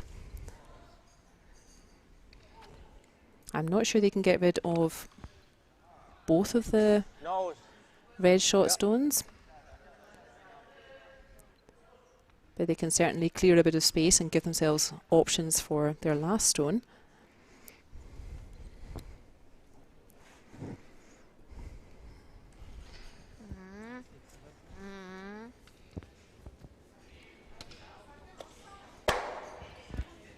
Just the 1. That's a nice result. So now Sweden's only lying 1. pretty good. And remember, normally speaking, a team doesn't mind if they give up only 1 point without last Och stone. den, ja. So Canada don't mind if Sweden get 1 point here, because then Canada will get last stone back. And for Sweden to get more than 1 point here is becoming a bit more difficult. Dra ner. Vanlig drag. They can push that red just to the right of Peterson Dahl's hand. They could push that in a little bit. They seem to be concerned Ja, about ta time och fråga. that yellow that's just before the tee line, which could be used to drive into the short red. Bara dra ner med en 13. So it looks like Team Sweden have decided to call a timeout. So all the teams have 1 timeout Jag gillar det. during We're second. the normal 8 ends of play, and Third. I'm during a timeout down there, right? the team coach can come down to the ice Ja, en. and have a discussion for 1 minute with the team Ja. about what to do next. Sen går vi ner och duttar på fronten tycker jag. Här får vi ner den där. So the Team Sweden coach Ja. will be on the way. The back yellow one's a problem. And meanwhile, Team Canada will also have a bit of a team meeting further down the ice. Again, just to discuss the situation. They'll have ideas about what they think Sweden will try to do. I think it might help catch our...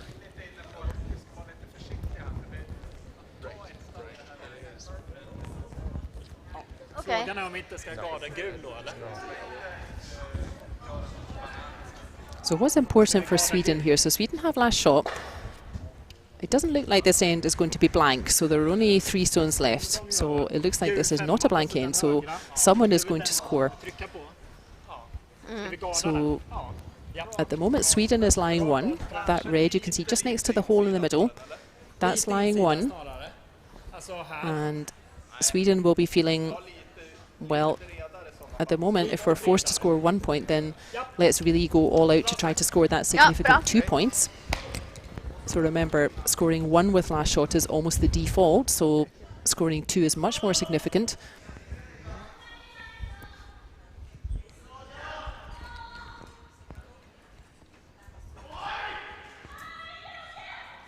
I'm not sure what the result of that discussion was.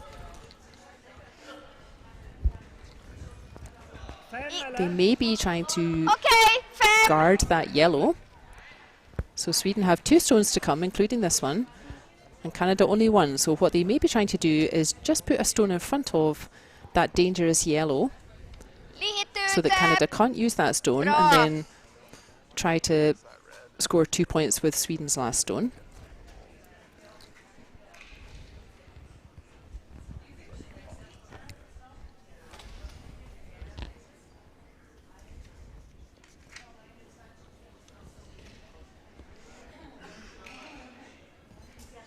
And he's done that beautifully. 16-4!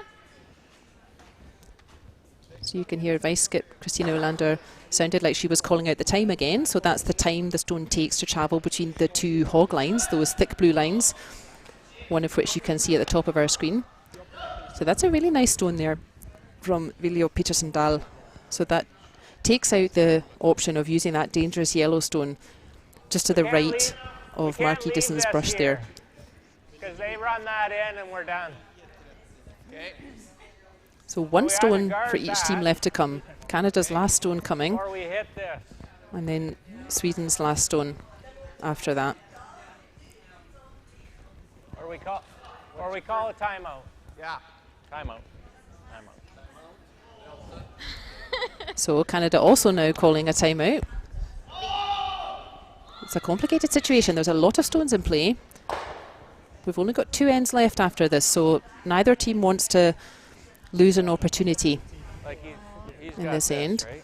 So the Canadian coach will now be on the way down. Same drill as we just had with Team Sweden. So the Canadian team What's he got? all coming up to take a look at the situation. Canadian coach will be on the way to help discuss the different options. Jag känner så här. What's important for Canada, so it's the reverse of what's important for Sweden. So both teams know, Canada also knows that there isn't going to be a blank end here. That's not possible. So what they want is that Sweden cannot score more than 1. If there's a chance that Canada could score from here, even better. But their priority will be that they don't want to give Sweden the chance to score more than 1 point. So Sweden already lies 1, Well, then and Canada wants to stop them getting any more than that. he has a hit for 3. Canada has 1 stone left to come now, and then Sweden has last shot after that. But I think we roll off. So it's Like, important if I that roll off too Canada much, then- try to cut down the chance that Sweden can score a big 2 points here in the 6th end. Spelar en outhand här. Mycket enklare. Team Sweden also having team discussion further down the ice. Ja. They will also be discussing the different options that Canada has and how they would respond to those. So we'll, so we'll leave him the slash then? So this is a difficult situation if you're one of the players, but rather more fun to watch if you're a viewer. Like if we put it right That's why here, the rules John, are constantly evolving and we put it right here. constantly changing, That makes is this to try to black encourage real stones in play. What's that? What's that weight? Makes it a more interesting game for the spectators. It is a more interesting game as a player as well, but just can be a bit tougher with more stones in play, more angles, more ports to come through. You maybe could hear some shouting from the other semi-final there. So they are also in the 6th end in the other semi-final where China are playing Russia.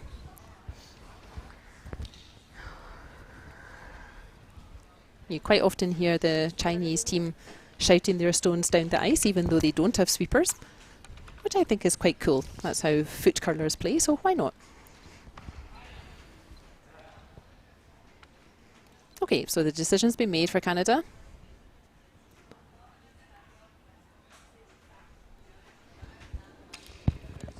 And here he goes.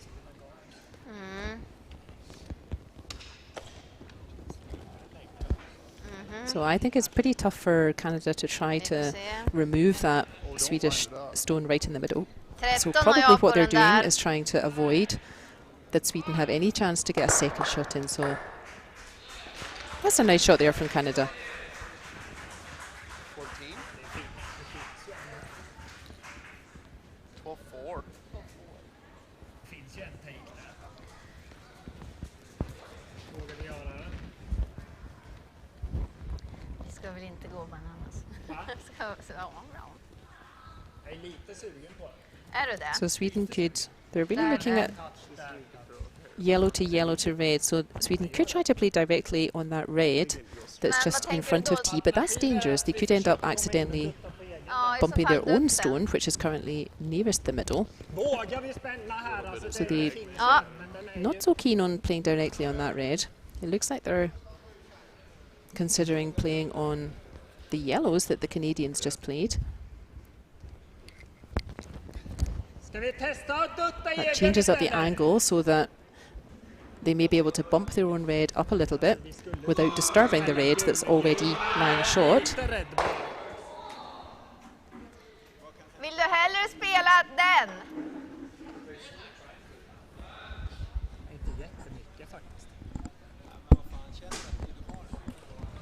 And they're still not maybe totally comfortable with it, maybe having a rethink. Maybe if you can see it from the other end.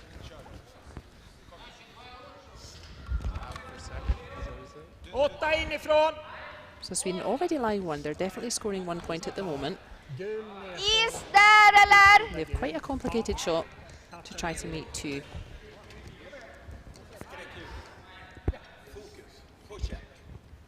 Ligger lite inne. Bra.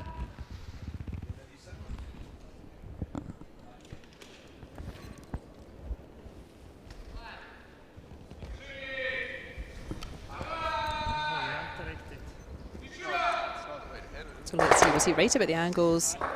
Not quite. 7-4.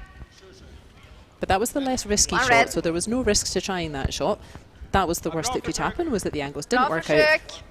But he was never going to accidentally remove the red that the umpire is just moving now. That counts for 1 point. Ja, vi börjar. Drar vi in, va? So that was a Ja. much different end than what we'd been seeing until now. A lot of blank ends, a lot of takeouts.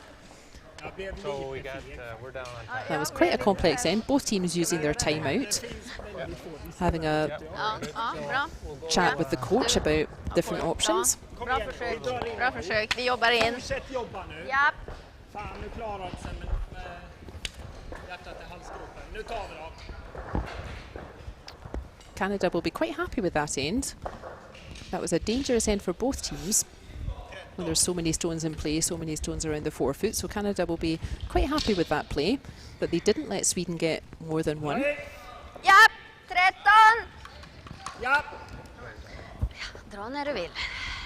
Now in our other semi-final, where China are playing Russia, that was again a lot of stones in play in their 6th end. They've just wrapped that up, and that was a big score of 2 to Russia. So the score is now China 3, Russia 6.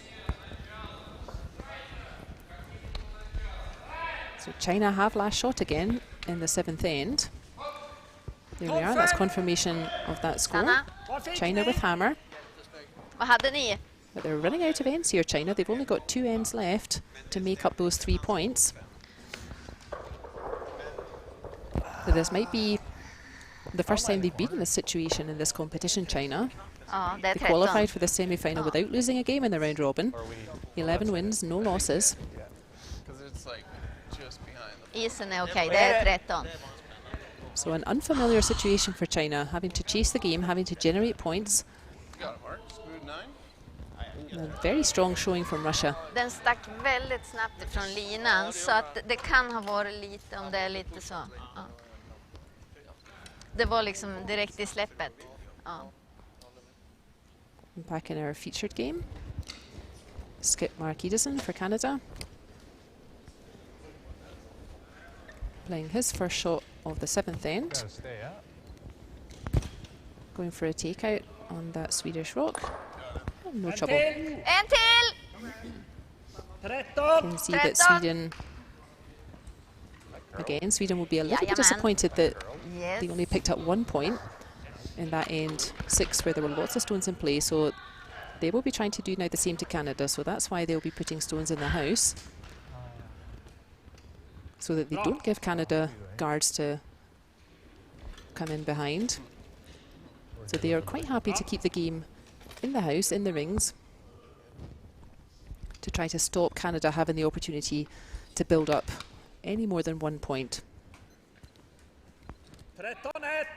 So we mentioned before that Bra kick! Sweden's quite happy actually if Canada score 1 point in this end, and that's what Sweden are trying to force to happen at the moment. If Canada score 1 here, then the score will be 2 each going into the last end, but Sweden will have that all-important last shot. So Sweden are quite happy with this tactic, not letting Canada build an end, not letting Canada get stones building up.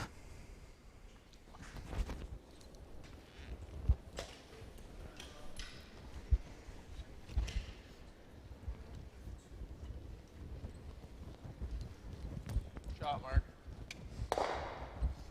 Niklas! Really good. Det är din Rontan. Nice stones again from Mark Edison from Canada, the Canadian skip. He's having a very strong game this evening, as is his counterpart, Christina Olander.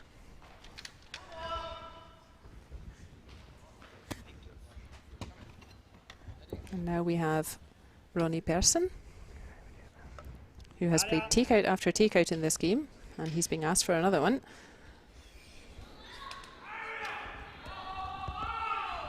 Kändes bra!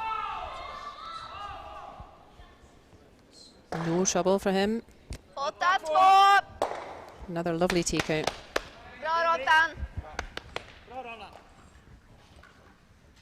That's another good time to reiterate that all of our wheelchair athletes, be efficient, all of that power yeah. for takeout after Gotta takeout be comes efficient from with upper the body time. strength.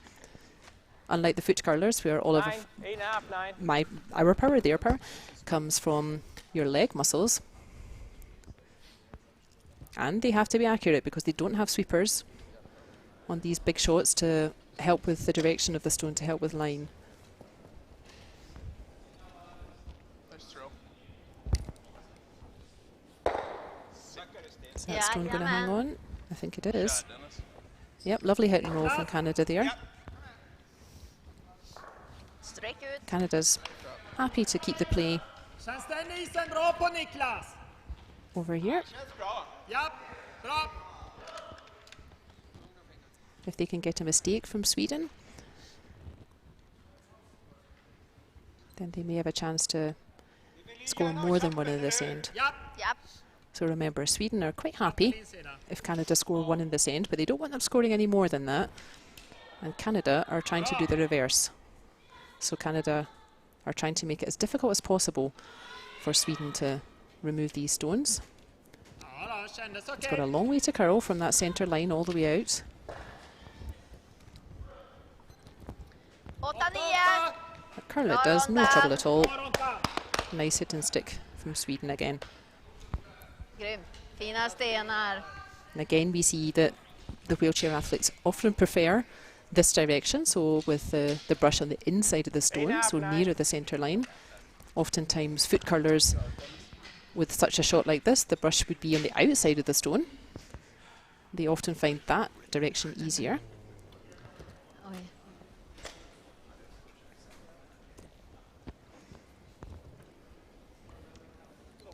And another nice shot from Dennis Thiessen there. Okej This där. end nice and tidy. Niklas.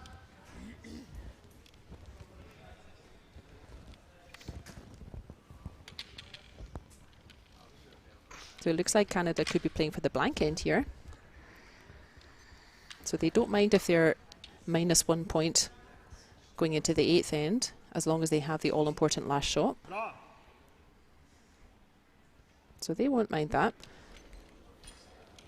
Sweden would rather get the last shot back for the 8th and final end. So they would love to try to force Canada to score 1 point here instead of giving them an opportunity to blank the end. But it's looking a lot like a blank just now. Bra kick in. Tight's fine, but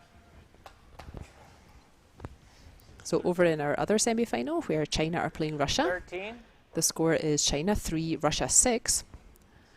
Russia are sitting quite nicely in the 7th end. They're lying 2 Russian stones, but they've called a timeout. So they're about halfway, they're exactly halfway through the end, and Russia's called a timeout to have a consultation with their coach, get some advice on how to play out this end.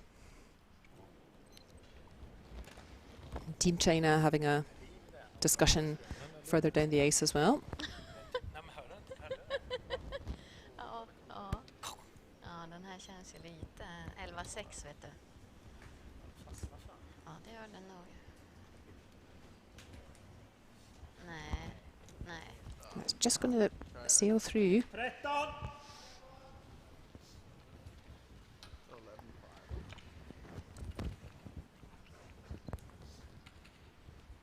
So Sweden don't want the play to be on the outside. They don't want to make life difficult, so they're happy to play towards the middle.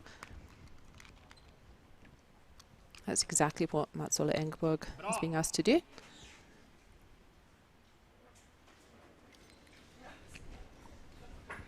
Bra satt. In our other semi-final, where China are playing Russia, that's the timeout over for Team Russia. 13-3. Russia 13-3. lying 2 at the moment in the 7th end. There's a lovely shot again Gör det. from Mats-Ola Engberg from Sweden.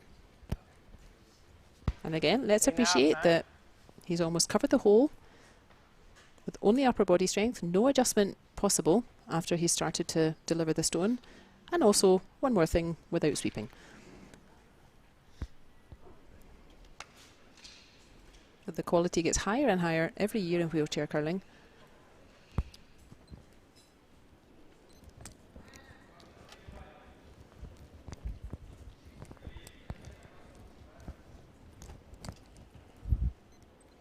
Ina Forrest is just going to remove that stone. She's happy to roll, but I think that's going to roll a bit too far. That's good. Shot. Or is it? No, that's a lovely shot. So not only does that Canadian stone hang on right at the edge, where it's a bit more difficult for Sweden to remove it, but you can see at this angle that there's that Swedish stone, Där! sorry, that Canadian stone that just slipped through the rings. That could potentially catch this stone. So there's a couple of angles that mean the Canadian stone might still be hanging around after the shot if Peterson Dahl makes a mistake here. Vänta.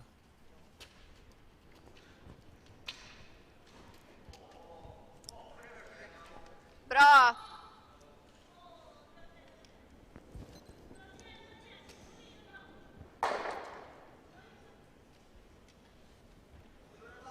Looks like she likes this from delivery.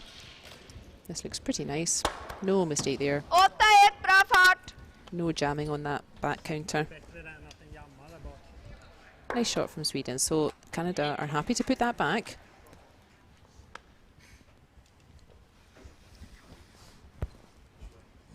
Try to Yeah. force a mistake from Sweden. Try to force Sweden to catch that back stone and keep a Canadian stone in the rings.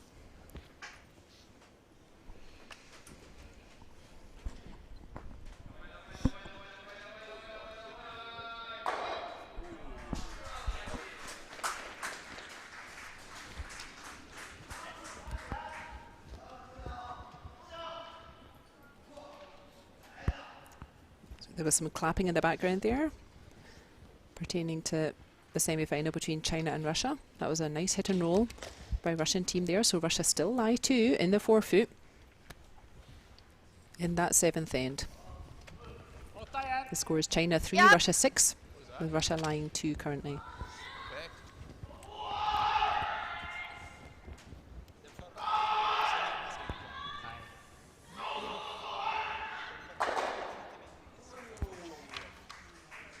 So same drill for Sweden. They've just played a very similar line.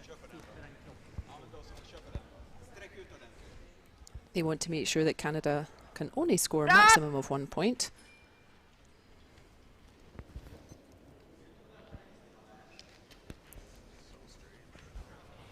Important is that this Canadian shot is out of play, which it certainly will be.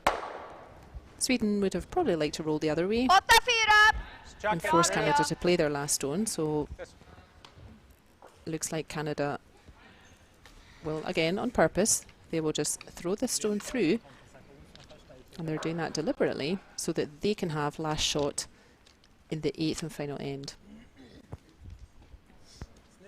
So John Thurston will play this at weight, and that's not a mistake. He's deliberately throwing it hard so that it doesn't sit in the rings, so that Canada will retain that all-important final last shot in the final end. Ja, vi börjar då. Bra.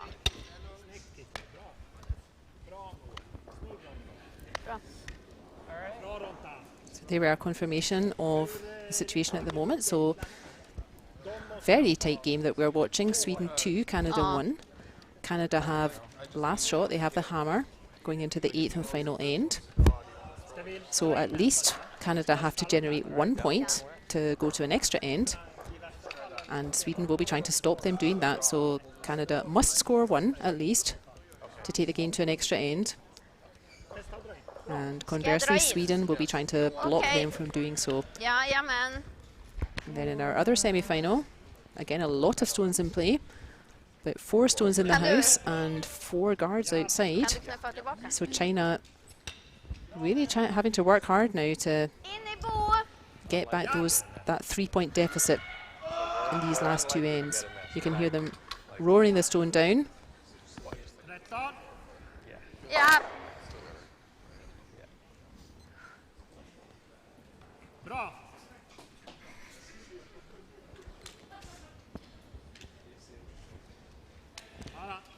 So back to our feature game where Sweden are playing Canada. So Sweden start us off in the 8th end. Canada have last shot. So Canada will be trying to get 2 points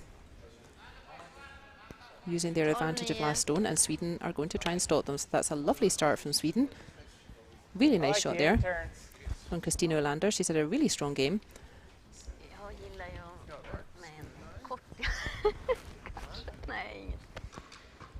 And Canada will be doing the opposite. So at the very least, Canada must score 1 to keep the game going in an extra end. So they don't want to be going so hard to try to get 2 points that they make it too difficult for themselves to even get 1. This can happen. So to that point, Canada are going into the hitting game here. So traditionally, if you were trying to score 2 points with last shot, you would often put a guard up with that first stone. So Sweden's tactics are very typical. They don't want guards out front. So they want to try to keep the game at the house. So that was a typical first shot from Sweden. And a typical first shot from the team who do have last shot would be to put a corner guard to try to get their 2nd point safely secured behind that corner guard. And then with last shot, make a draw in the middle. So this is interesting tactics from Canada. Either they're just making sure they've got a fairly simple shot to make sure they can get the extra end, or maybe they're hoping for a mistake from Sweden. That's another perfect shot from Kristina Olander. She's had a superb game this evening. No. So this is interesting tactics from Canada. If they stick to this hitting Yeah, tactic, hair more. they will find it difficult to generate a 2 from here to win the game at this stage. But they should find it relatively easy to generate 1 point to take the game to an extra end. I'm sure they're not imagining that Sweden will miss. This is Sweden that qualified in second place in the round robin and have not missed much this evening, so that would be naive tactics if Canada think that they can rely on getting a miss from Sweden. I don't think they can. So they may just be making sure that they can fairly easily get a point to take them to an extra end, rather than getting in a complicated situation with trying to go for 2.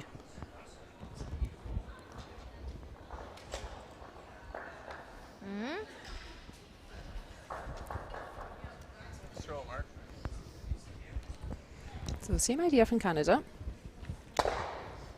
Niklas! Playing the takeout game in this final end. Canada needing 2 points to win the game and 1 point to take the game to an extra end.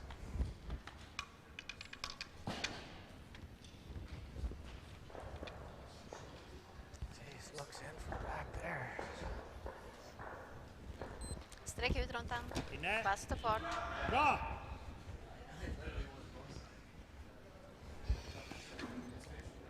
Sweden won't mind this, Lite tajt, ja. because if Canada score 1 and the game goes to an extra end, then Sweden will have last stone.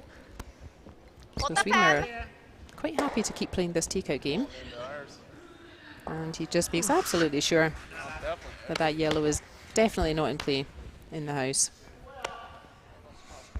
Our clock's running. Bra runt den.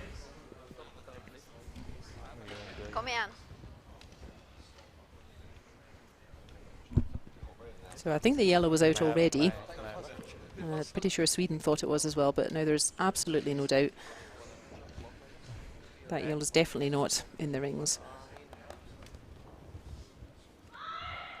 Looks like they're trying to decide not about the yellow, but about the red. So if the red is touching that sideline, then the red is removed from play, and that could be important actually, I don't know. It's worth a measure, right? because both of those stones, you can see there, if you were to draw a stone close to those, both of those stones could be I've never seen a handy stone to catch another stone. So they're checking, the umpire there, Alex, is checking if the red is touching that sideline or not. He says it's out, so the red will be removed from play. So that can't now act as a catching stone if either of the teams were to draw to that area. Okay. I'll take your word for it, because I don't know. Yeah, good enough. There we are. The red was touching that sideline, so that's been removed from play. Actually, no.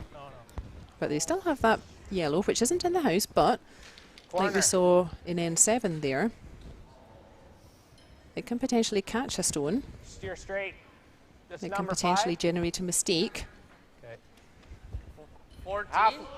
Halfway guard. 14 and a half, 15. 14 and a half, yeah. Jag är ärtig.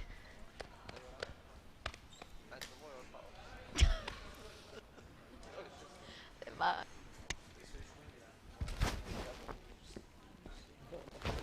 It's fairly simple tactics going on in our featured game here. So let's take a little look over at our other semi-final where China are playing Russia. So China really worked their socks off because they were in trouble in that end. They had to work very hard to get a point, and they did. So China picked up a point in that 7th end. What was that? So it's now China 4, Russia 6 in the 8th end. And Russia have that all-important last stone. So China need to steal 2 points. So remember, stealing points means that you get points even when you don't have last stone. So that's a difficult ask for China.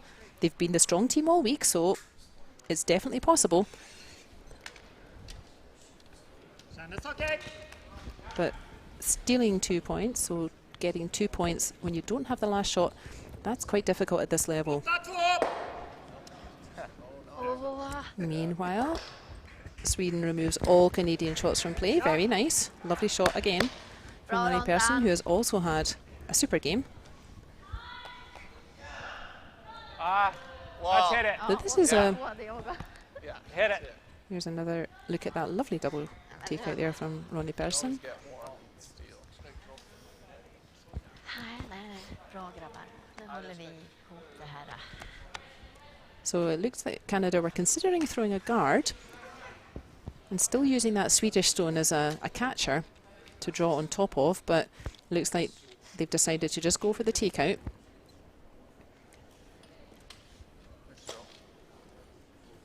So it really looks like Canada are making sure that they can easily score 1 point and take the game to an extra end. So they're maybe confident with their play setting up an extra end to put up some guards and tuck one in behind. Kom igen, Moe, det är They've dit. had a couple of opportunities to play something slightly different, Canada, if they wanted to try to generate 2 points and win the game in this 8th end. But they've really stuck with this takeout game, so it looks like they're trying to make sure that they've got a really good chance to make sure of 1 point and take the game to an extra end and take their chance in that extra end.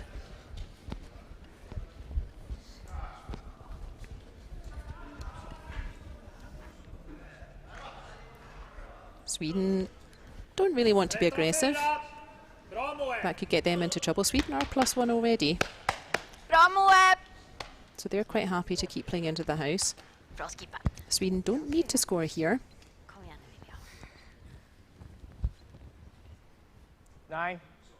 If Sweden were too aggressive in trying to score in this end, then they would increase the risk that Canada can also start playing their aggressive game and increase the risk that Canada could score too. So Sweden are quite happy.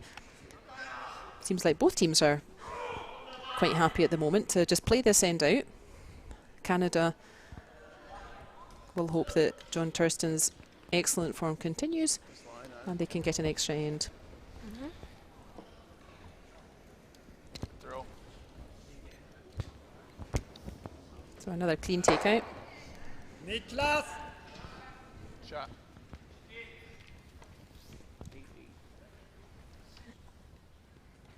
In contrast, in our other semi-final where China are playing Russia, the 8th end is looking very much like the 7th, so China are doing the right thing. They have 3 guards close to the center line, but Russia have called their bluff and put 2 Russian stones in behind, getting to the center before China can. So we saw this morning that that can be a risk. You don't always want center guards when you have last shot, as Russia do. 8-2. So China are absolutely fighting to try to get 2 points here and take the game to an extra end. 4 minuter, det är lugnt.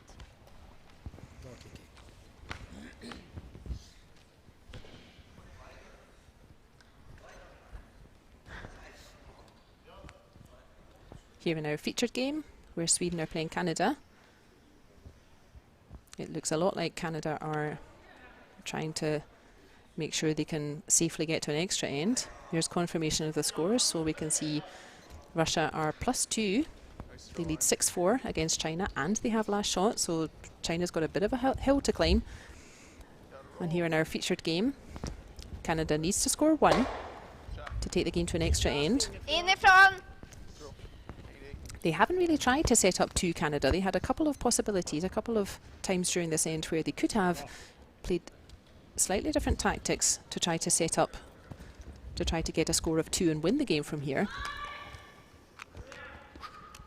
That could also be a mark of respect to Sweden's shot making, that if they started putting more stones in play, they were a bit nervous that Sweden might be using those stones and Sweden could win the game from this end.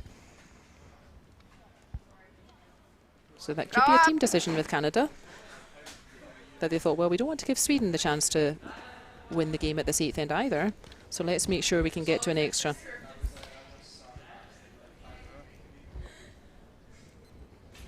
Niklas 1! Bra Viljo! Another super takeout from Viljo Pettersendal. John Thurston will be... He will know exactly what he has to do with his last shot. He needs to make this shot. 8.5, 9. And he knows exactly what he'll be facing with his last shot.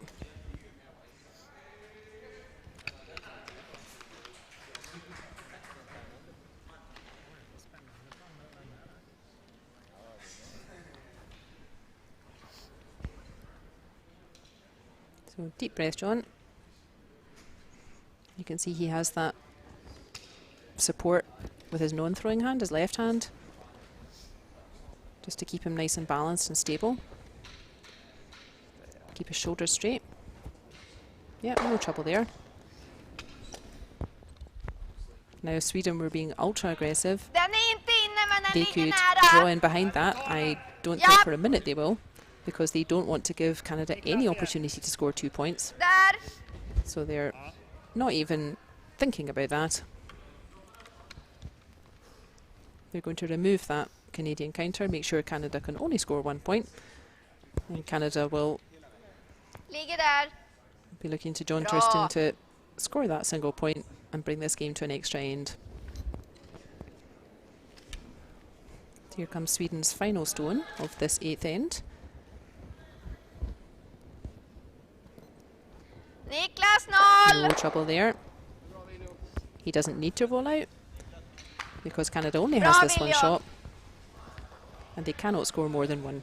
So it looks like that was Canada's strategy all along, was to just make sure they had a relatively simple shot here. 13.5, 13. I don't want to curse John Thurston. This is a pressure What are you shot. thinking? 13. Yeah, I like this path. Okay. 13. You can hear them discussing the time there, so how long. He's played a lot of hits today, John Thurston, so they're discussing how long. 13, 13 and a half. 13 and a half seconds from hog line to hog line. We would say this shot, with this shot he has to find the paint. So anywhere in the painted circles is good enough for 1 point. Sweden will fully expect him to do that.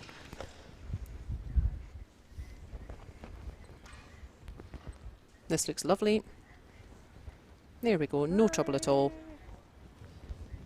He's made quite a few Gör det. strong nerve shots, has John Thurston today, and there's another one. Real pressure there. If he'd missed that shot, if it hadn't found the rings, that was Canada's championship over. So really good nerves there from John Thurston, and we have another extra end. Ja. De kommer ju lägga upp De center. kommer lägga upp center. Vi lägger ut på kant. So we had 2 extra ends in the games this afternoon, in the qualifying games. Sin center. Och vi So this is the second extra end that Canada has played today. fokus på alla. So they'll be sleeping well tonight either way. They've had Vi byter. 18 ends of curling today. Kom igen, eller kom ihåg att vi har en timeout ifall det är. Bra. Kom igen nu gänget, nu håller vi ihop den här. Ja. So extra ends, like a one-end shootout, so one of the teams must score. No blank, well, if there is a blank end, we shall play an additional extra end, but one of the teams must score to win this game. So Canada will be trying to put up guards, as they've been doing all game, guards in the centre, and then getting stones in behind. Sweden will be trying to do the reverse. Sweden have last shot in this extra end, and they would love it if they're looking at a house like this with their last shot, and all Viljo Pettersson has to do is again just find the painted circles with his last shot. Sweden would be delighted. So 2 very different strategies in conflict here. So you can see the time clocks Ska vi ticka? behind Vice Skip Ina Kan vi göra Forrest's också om du head vill? there. Both teams have Tänker vi- 6 minutes 11 tänker jag. for an extra end, and they both have an additional timeout. 11. This afternoon, both of our games for the qualifying games went to an extra end, and all 4 teams used their additional timeout to have a discussion with their coach. 11. So let's see if Jajamän. that situation develops here in this semi-final. So this is a shot we didn't see this afternoon. So Canada threw a nice guard there. That long guard that's just over the hog line, that's again difficult to do without your sweepers. So what they're trying to do is just touch that guard away from the centre line. So that was a good weight just to push the guard off that centre line, but not out of play or it would have to go back. So that was a nice weight to do that, but didn't quite find the curl. But Sweden won't mind that. It suits Canada to have more stones in play, more stones to hide behind. So that was the right call for Sweden to try to move that Canadian guard. And there's no harm done that stone is through the back instead. Sweden don't want stones short, they don't want guards. They want a nice, clean, clear path to the centre for their last shot. Canada want the reverse, so here goes another guard.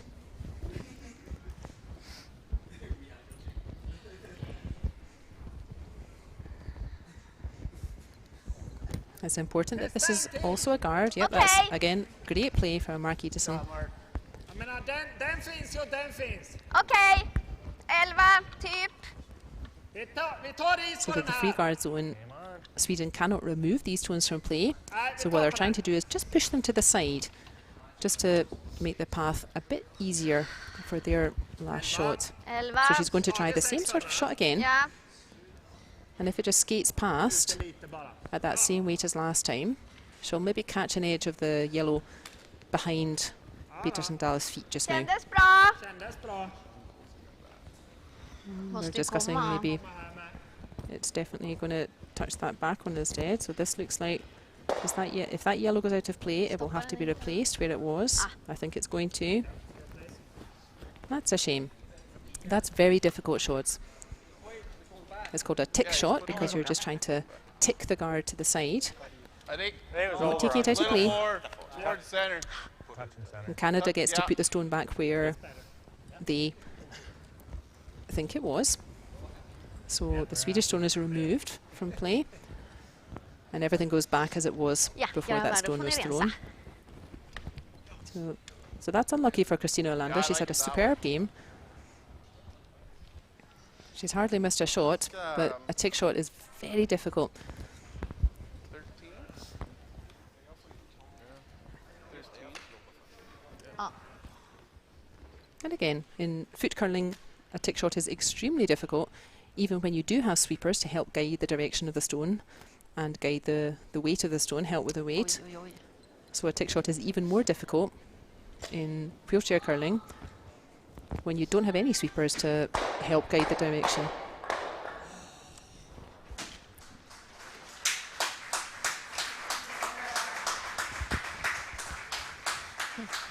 Jag tar bak den. Ja, fronten.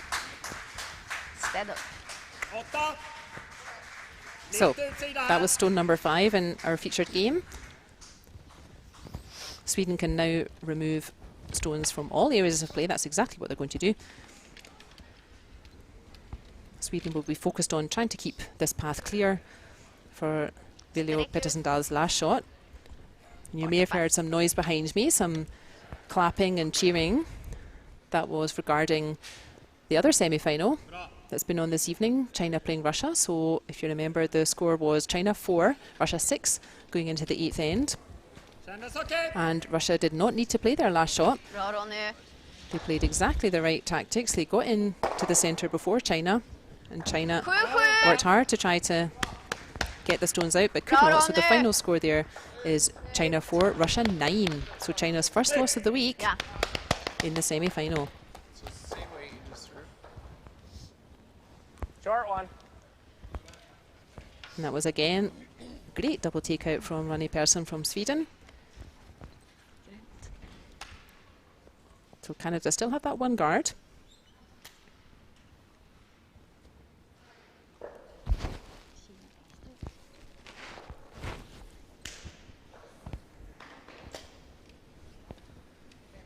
En till.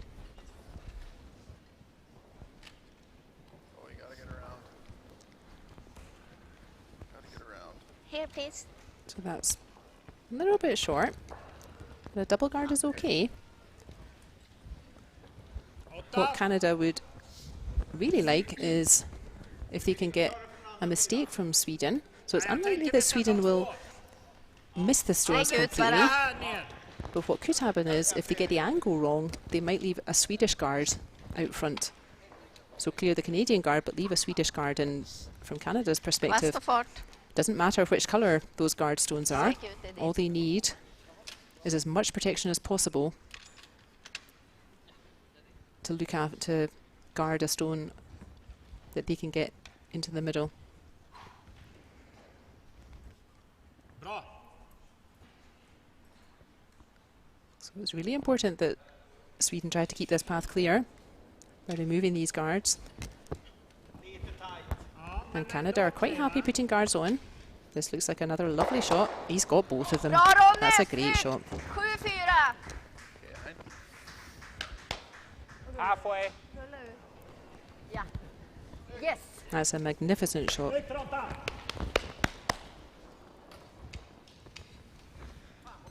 I think it's hard to choose a MVP, most valuable player, from the 8 athletes that we've been watching this evening. Everybody's played such high quality. But I feel like I've been saying Ronnie Person's name for double takeout after double takeout.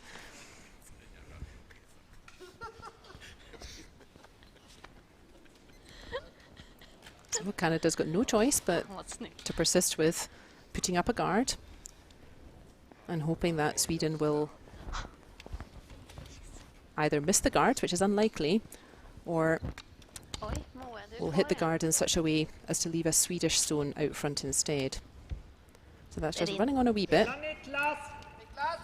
So that's in the rings.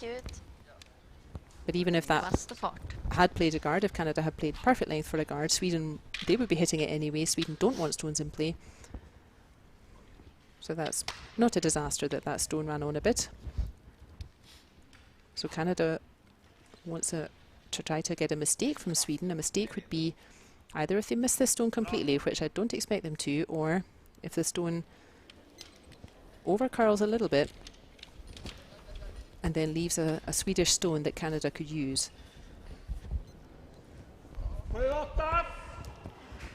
And I'm sorry, Sweden, I should not have said I don't expect them to miss that stone. Commentator's curse.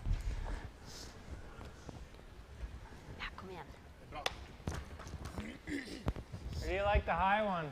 I like the guard. So that's the mistake from Sweden that Canada were looking for. Now they have a chance to really capitalize on that. 14.5, 50.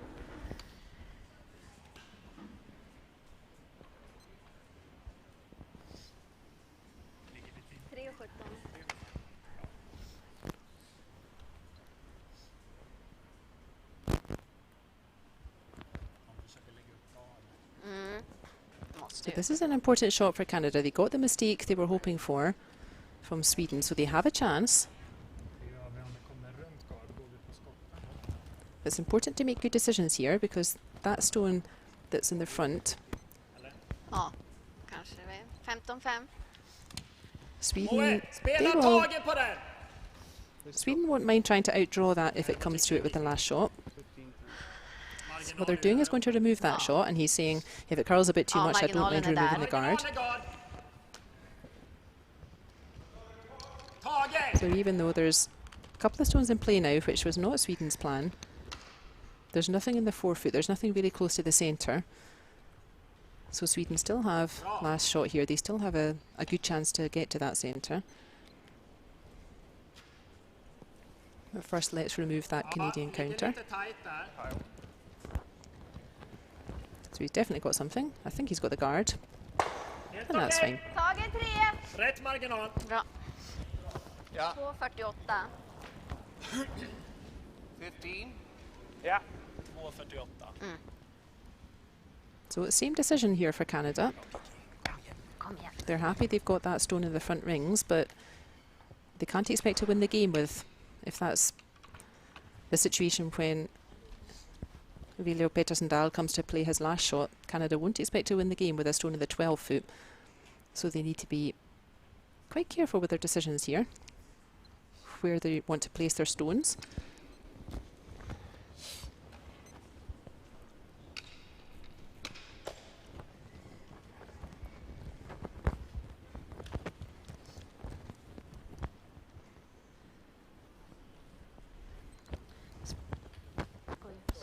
Once again a guard, Spelar du Tage?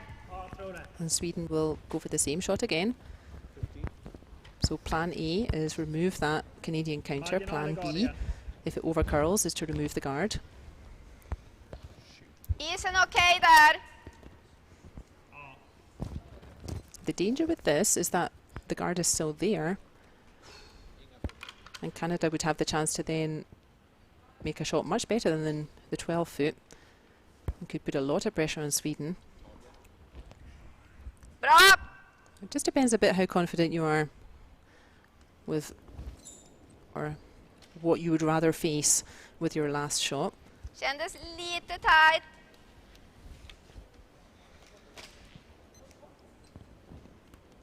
So he's made it by the guard. Bra And that's a nice Viljo! shot. Niklas 8! You can hear applause in the background for that shot. Yep, so this is Canada's You like the line on the last one? only sensible shot here, is to go behind both of those stones, get as close to the centre as they can. So 13. I like it. Yeah. So this is Canada's last shot. There you can see there's only one love yellow it. in John Tursten's hands and one Swedish stone to come. So if nothing else, he has to outcount that red stone just played by Viljo Petersendal. So this stone must be at least fully in the 12 foot.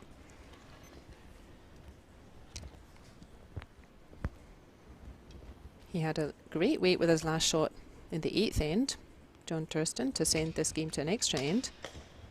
This looks pretty nice. This is a very nice shot.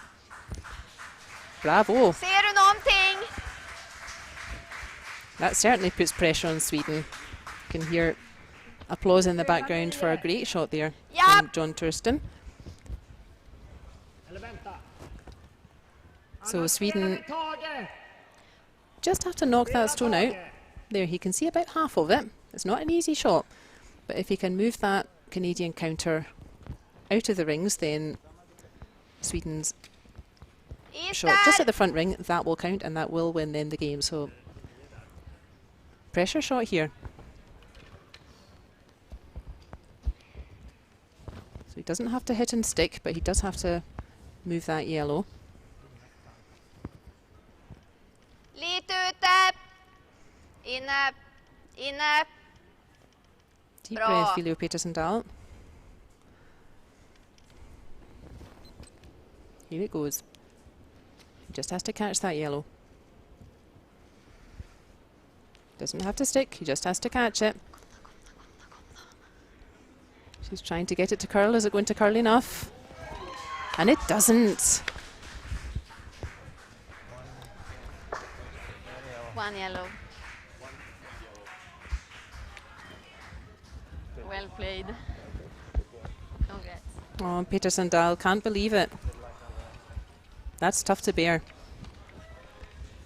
That was two super teams. And just one or two shots here and there was the difference. Good game. Well played. Well played. So it looks like we have an answer to Well played. our conundrum at the beginning. So both of the teams that already played today, so that's Russia and Canada, they will compete for the gold medal game tomorrow. And both of them came through the qualifying game this afternoon. So if you're China or Sweden, then maybe you're not so happy that you didn't get a feel for the ice and have a game this morning or this afternoon as Canada and Russia did.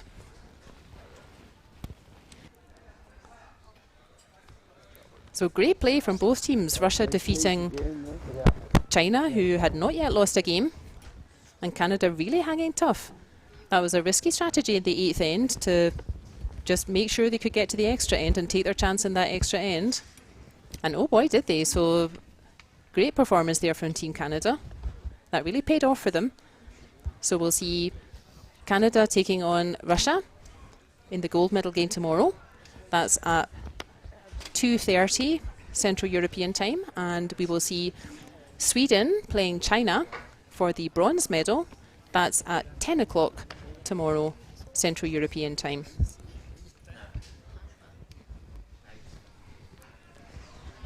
So again, two really exciting games for semi-finals. Congratulations to all four teams for really strong representation.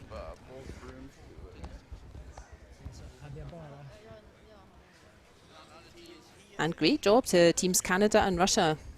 Both had two games today, played 2-1-2, and they will play for the World Championship tomorrow.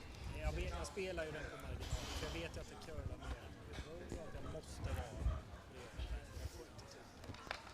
They will all sleep well this evening after A lot of ends of curling today. So thank you everyone for joining us, and hope you can all join tomorrow for the bronze medal game at 10 o'clock and the gold medal game at 2:30.